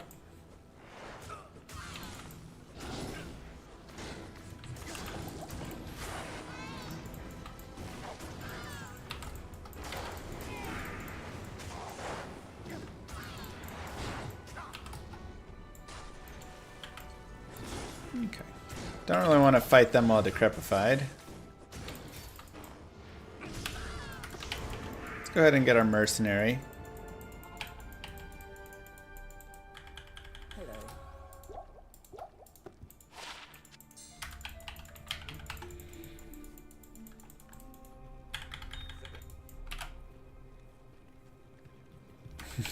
I don't know, Binary. I'm not well versed on insurance fraud.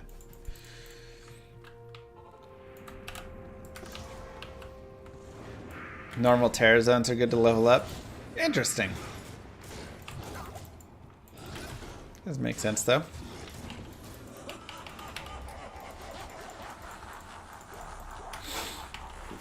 I haven't considered much of terror zones, but it could actually be nice for a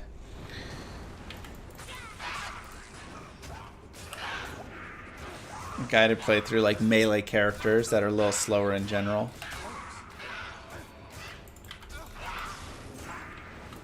We can go see what area is terrorized and maybe try one out.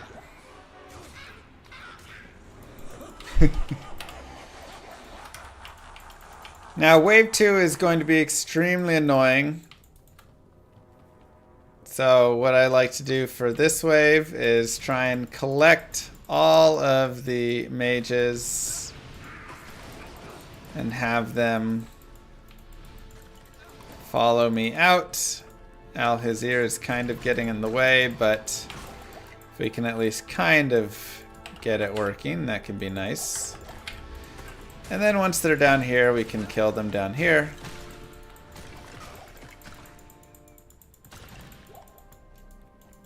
But this way they're not going to get revived over and over and over again.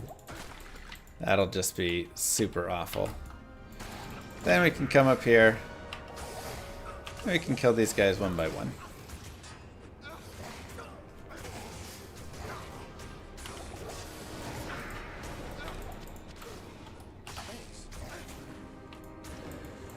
Now, that poison damage is pretty nasty, so we'll go back. Our mercenary is probably going to die here on wave 3. Just a fact of life. The hydras are pretty nasty.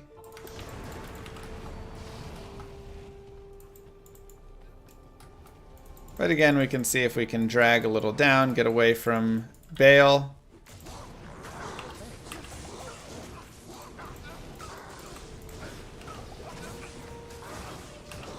And I actually do pretty good damage here. Can turn on my resist fire as well.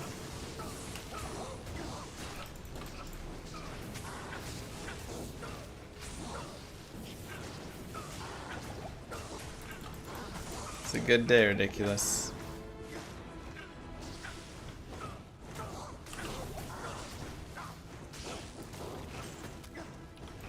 And we can turn on resist lightning for this. Yeah, Bale is the one who curses you with Decrepify. So if you're too close, he will curse you, but if you get far enough away, then he will not. So that's where it can just be really nice to be a little bit like back here.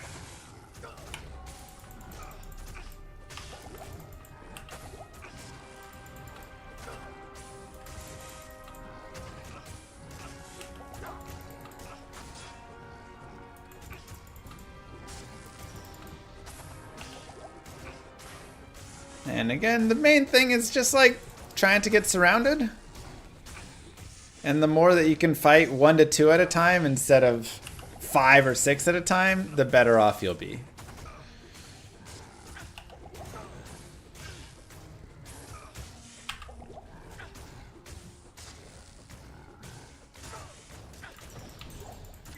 So that's probably your main advice with it.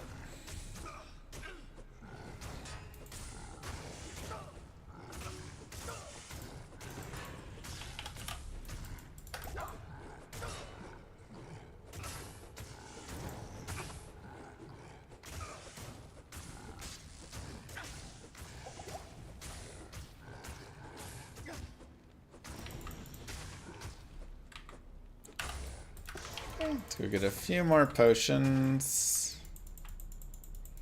The mana cost on Vengeance at 6.5 is really starting to be chonky.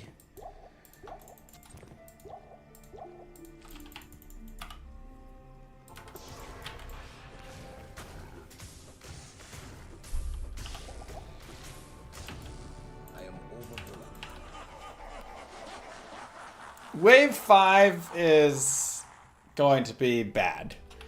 Now, we can either fight Wave 5, or if it's just feeling really bad, we can leave it. And how do you leave it? You just drag them out. Make sure you have the boss, because the monsters will move towards the boss. And then you go back in. Bale will laugh. Everything is good. You can move forward. Make sure you're on players 1.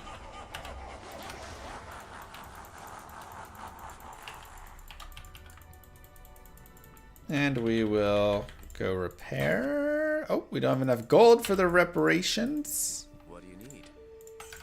I think it's just repairs. But what did we talk about with these staves that we had before? We can get them sold for all that money. So now we can repair. And this is why you can't use all your teleport charges like too crazy, because they're actually pretty expensive. I should have got thawing potions. Also, half freeze duration can be really nice if you can get that on a... I learned that word from binary. If you can get half freeze duration on some gloves or boots or a ring or something, it can actually be pretty beneficial. Without that, honestly, it definitely helps to have thawing potions.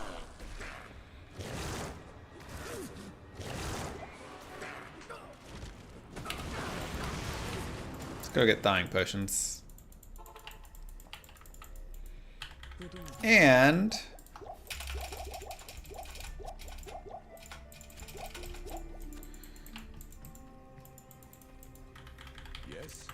let's get our mercenary. Thanks. We can give him some thawing potions, Thanks. and he can come and help us out in the fight. Thanks.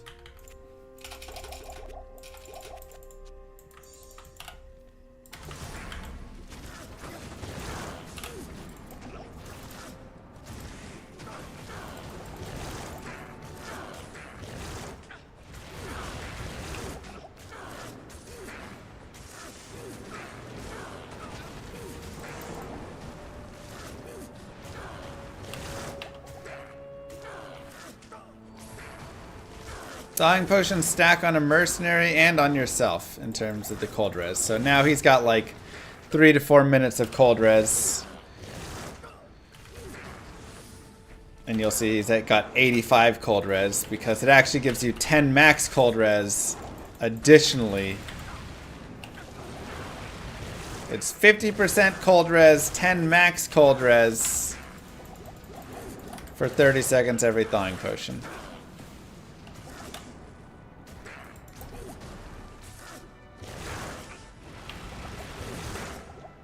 Craziest item that's dropped for me in Act 1? Oh, jeez, I don't know. I assume you mean Act 1 of normal. Act 1 of normal can't really drop that many items, so honestly it's probably one of the TC3 items that are really cool. This is normal.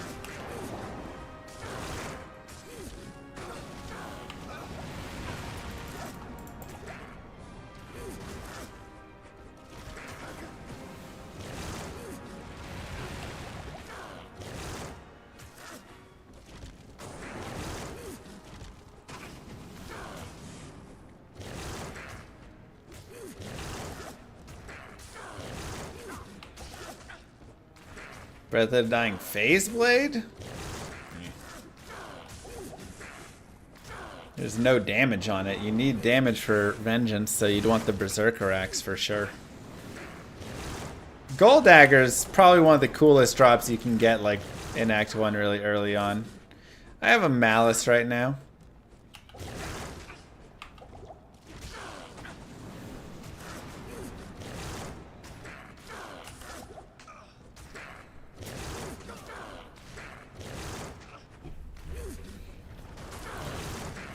Why are you sucking up right now, Kano?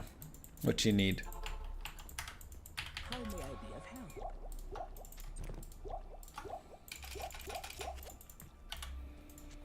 Whichever is a 6 open socket non-eth Berserker Axe? Nope.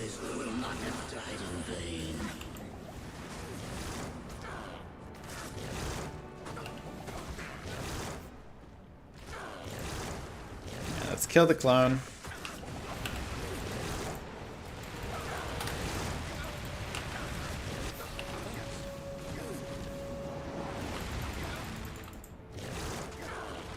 Yeah, Bale can be a little obnoxious. Yeah, I had a really weird resist fire bug. I mean, it might not be a bug. It might be like something I just don't... I don't know. But watch my fire resist. Why does it go up to 87% sometimes?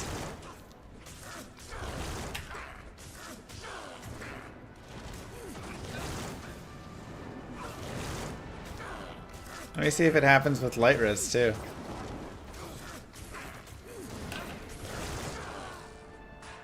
Nope. Just with the fire res. Yeah, it's randomly going to 87. It should only be 83. But just every now and then, it'll go up to 87% for a little bit. Who knows?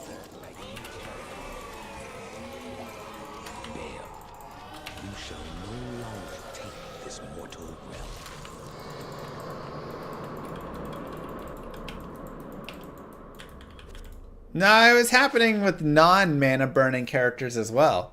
Those are actually decent gloves. Pretty good res. I might keep those as a consideration. Wow! 2 to Amazon skills, 20 IAS on a carrying needle longbow. Very interesting. 19 to 36 damage, 10 IAS, 5% bonus attack rating, some lifesteal. Darn. That could have actually been an interesting weapon for us to use as well in Nightmare. It like almost is, you know? Because it does have decent damage. 19 to 36 as opposed to 1 to 40. It's a little damage boost, but...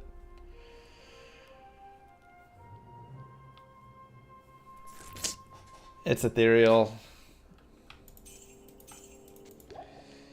It's not going to quite be enough.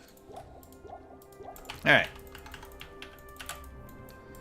Let's get that out. Grab these guys. Sell that. Repair. We got some nice gold from all that. We do need to go back to the crystalline passage, as we have resistances we need to go get.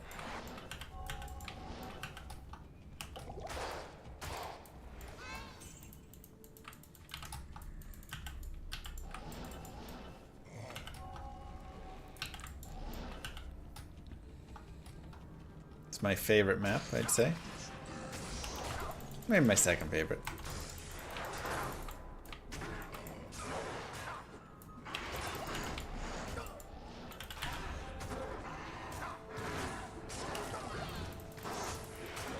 Yes, I'll be playing PoE 2. I'm not sure which class yet. I'm still kind of deciding. I liked the Ranger a lot.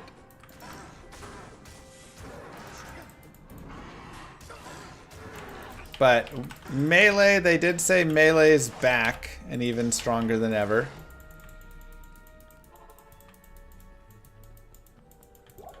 Salutations.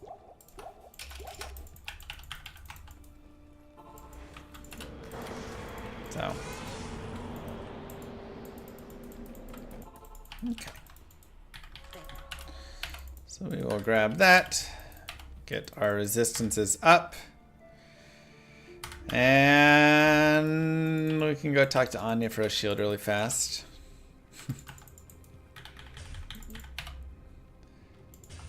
Sure. 20 light res, 20 fire res. Why not? Can I help you? And that kind of covers normal right there. Let's see. We are level 28. So we can really fast level up a little bit more. I actually want to see again with the terror zones. Tristram is the terror zone. That is not a great one because we don't have Tristram.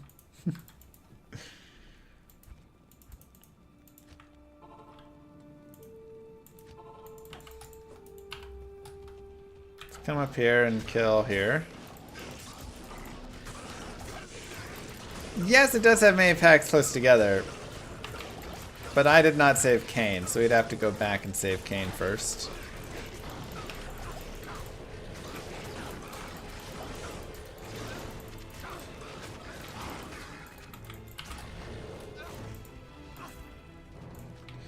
But we can do that. The tree's right here.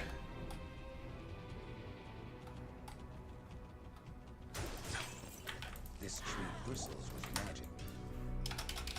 We didn't leave him to die in the cage. He gets out, okay? Good day.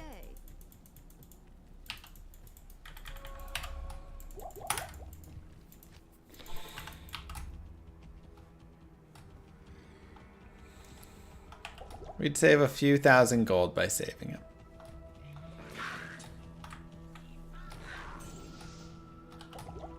At this point, it's basically role-playing, yeah. Alright, Kane, go put yourself back in the cage. We know you got out, but let's pretend like we don't.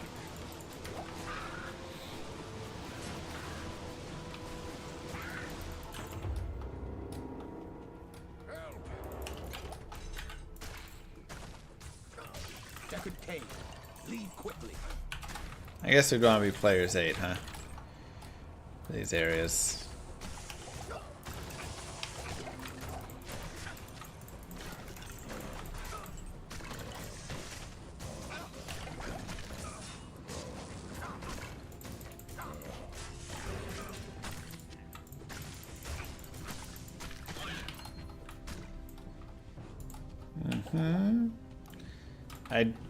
I'm not doing cows with this build. This is not a cows build at all.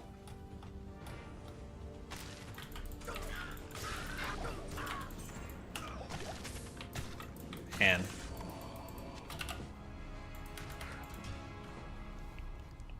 There are not many boss groups in the... I thought that there would be more boss groups. Oops, I went to Nightmare. That's fine. I thought that there would be more boss groups there, actually. But there really were not. So it doesn't increase the number of boss groups in the normal ones.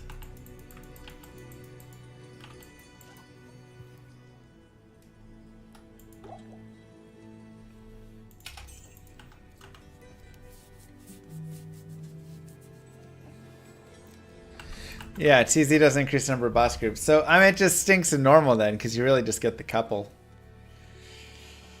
So, oh well.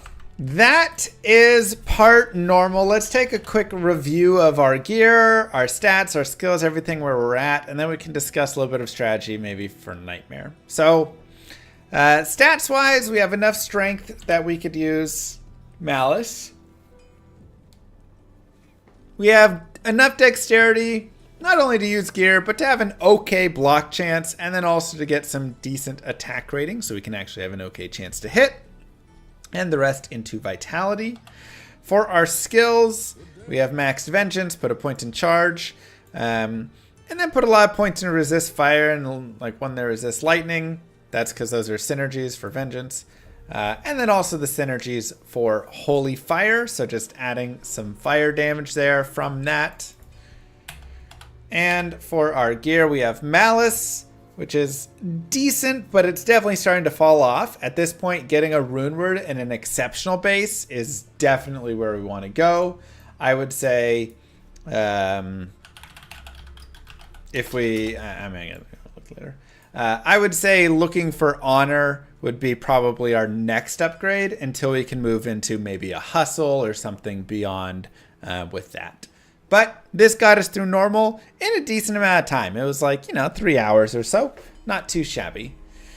Our helm just has some fire res right now with the Ral rune. Obviously, we have another Ral now, so we could put that in there. Or, since we have pretty good fire res, we could put in an Ort rune maybe, just for decent light res. Do like a Ral Ort helm and carry that for a bit until we maybe get a lore or whatever it is that we want. 1 to max damage Ammy, nothing really great here, but it does add a tiny bit of damage. 20 light res, 20 fire res, 17 faster recovery shield. Again, nothing crazy here. Ancient's Pledge in a Paladin shield could be nice. But, sorry, I'm tired. But we do have a 5 all res shield here that we could put a Shale Eth in as well for Cannot Be Frozen and some resistances. We got some really nice gloves at the end there. 20 fire res, 18 attack rating, low lifesteal, low MF. Love these gloves. These are going to be great. Probably keep these through the remainder unless we get, something nice like Death's Gloves and Sash or something. 1 mana per kill right here. A regular belt, so nothing on that. We'll shop something better there. 62 attack rating. This is 54 attack rating and a max damage. And then no boots. So we definitely have some room for upgrades. Nightmare will upgrade plenty of things. Part of that will just be from shopping. We'll literally just come up to Charcy and just like find ourselves a better belt and stuff. I mean, that's even already better than what we have. Go to Jeed, find ourselves some boots with, faster run walk and things. Find whatever, right? Like we can find some better pieces of gear down here. And then of course, just better weapons and stuff as we advance along. Otherwise, we can go around in like normal if we want, and we could do the cow farm. So I can go back right here, and we can like, let me find where the stony is, but I can show you. I should have picked up the leg just for that. I wasn't really thinking about it. But we can go into Tristram, get the cow leg, and then go farm cows. Because the Cow King actually, specifically just the King, has the best chances for dropping some really nice items for us. Death Sash, Death's Glove, Hisaris Boots, Hisaris Belt, probably a couple Saigon's pieces, whatever. It is very, very much his just like specialty to drop.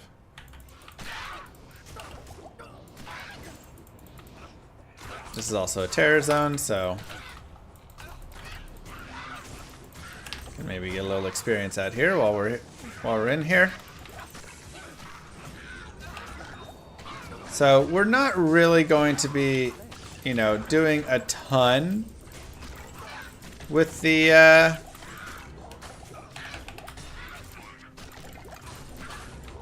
like cows, right? We're not gonna go kill all the cows and stuff. Just doesn't really work well for this character. But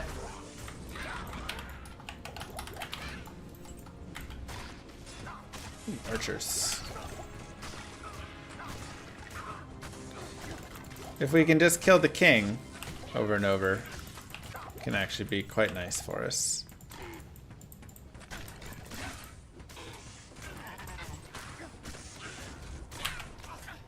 And something that is nice about terror zones is if you're doing them in like normal and nightmare, they can actually be super easy compared to fighting in the next difficulty where monsters get the additional mods and stuff. So that's one of my big recommendations for them, is they can be just much easier areas to fight and actually gain the experience, and especially on classes like this. Now, with that being said, Tristram isn't that great of an area because there's not that many boss groups. And, 18 to 61 damage. It is slow attack speed. If it wasn't slow attack speed, with 12 max and 55 ED, I would consider it. Also a ring, but it is garbage.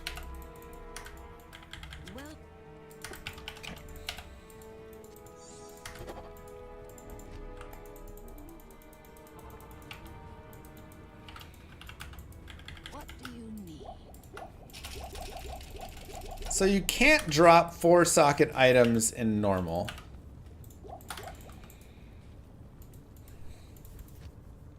Just like any part of the difficulty.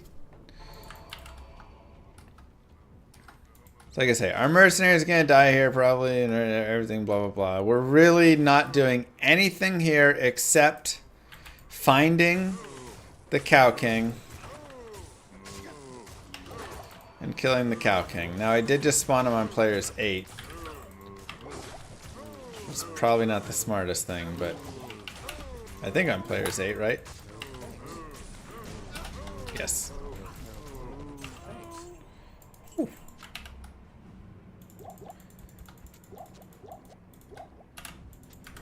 Alright. You're gonna drop a lot of items.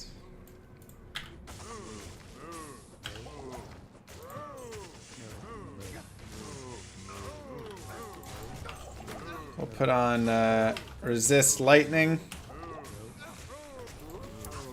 to help myself and mercenary out here.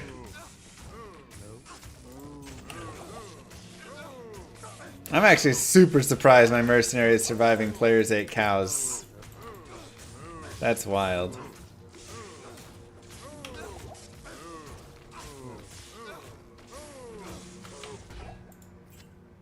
Alright, nothing there. But you can just do this over and over if you would like.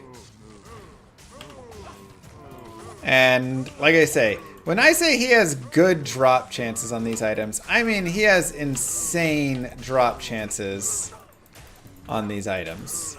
Like 1 in 40, 1 in 50 chances and stuff. So for many bosses, many times trying to find items, it's 1 in hundreds. The fact that you can get, you know, that on these is crazy. So it is very good chances. And like I say, if you get Death's Sash and Death's Gloves, IAS resistances cannot be frozen. 3 absolute massive boost. I would highly recommend it, right? Highly recommend, just like rinse and repeating there. And you can even see we gained a little bit of experience from it. Wasn't too bad. That was also on players 8. So we can go down to players 1. And we can see how it feels on P1 if we would like. I'm going to get more potions.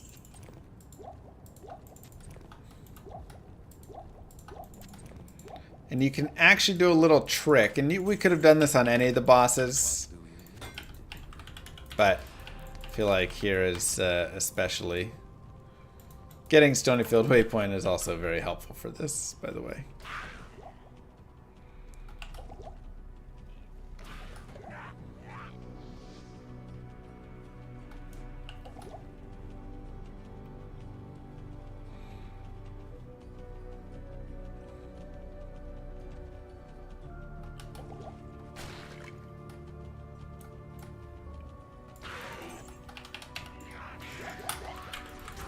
There. Also, increasing your magic find for this is definitely recommended. Great way to boost up your chances. So that's where you can do stuff like put it, you know, topaz in your helmet. Right? Get an armor, put it in there. Buy some boots with 15% MF. Whatever little ways you can boost your magic find will be helpful here.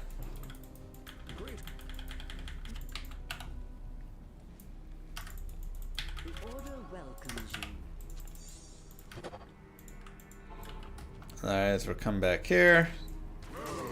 And what you can do actually is we can spawn the Cow King on players 1. We can go back to town or just get away from him. Set it to players 8. Then we can go back in and move back up towards him. And what will actually happen is he will have players 8 drops. despite still only being players 1 difficulty.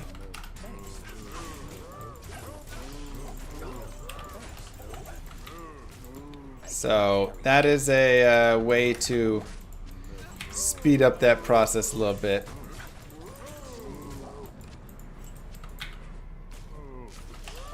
If desired. Little exploit. You don't have to use it if you don't want to. We also just did kill him on players 1 or players 8 just before that.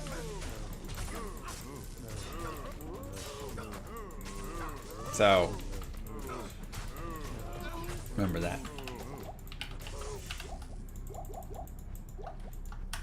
So we can rinse and repeat that again as many times as you want. If we actually take a look. Let me move my character into town really fast.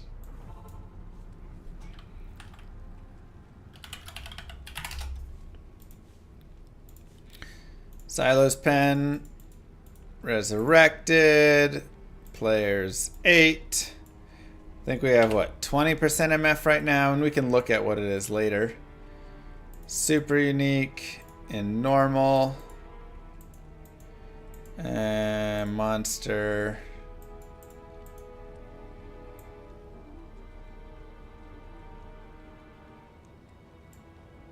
No. We'll just do item.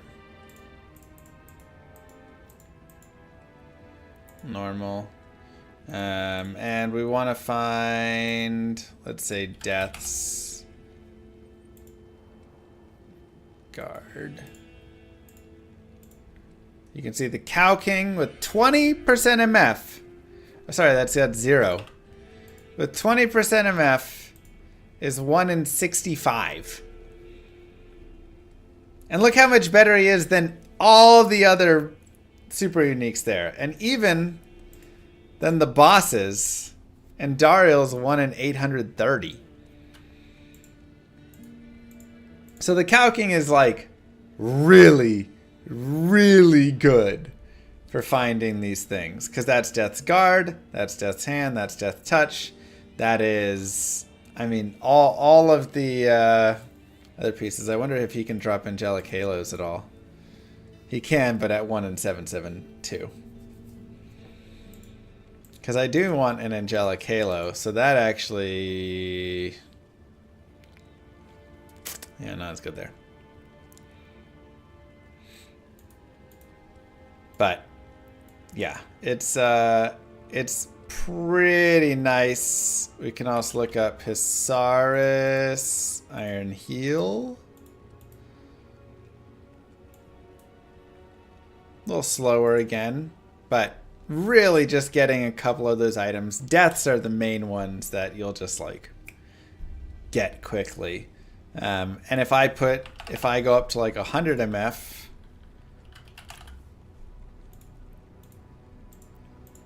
one in 43.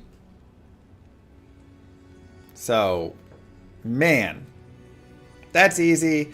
Honestly, in Part Nightmare here, we might just go farm that. We might just farm the Cow King a little bit till we get both those deaths pieces, because it is so nice to have that 2-piece. It might just be worth it. But with that being said, that is the end of Part Normal for the Diablo 2 Vengeance Paladin. I hope that you enjoyed it. Don't forget to like and subscribe, YouTube. And I will see you guys in the next one. Peace.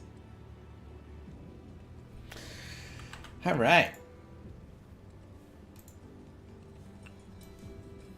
Pretty solid. Trying to think if there's anything else that we have. I don't think so. I think it is time for bed. It's about midnight. We can do a good nightmare tomorrow. Maybe we can even get hell.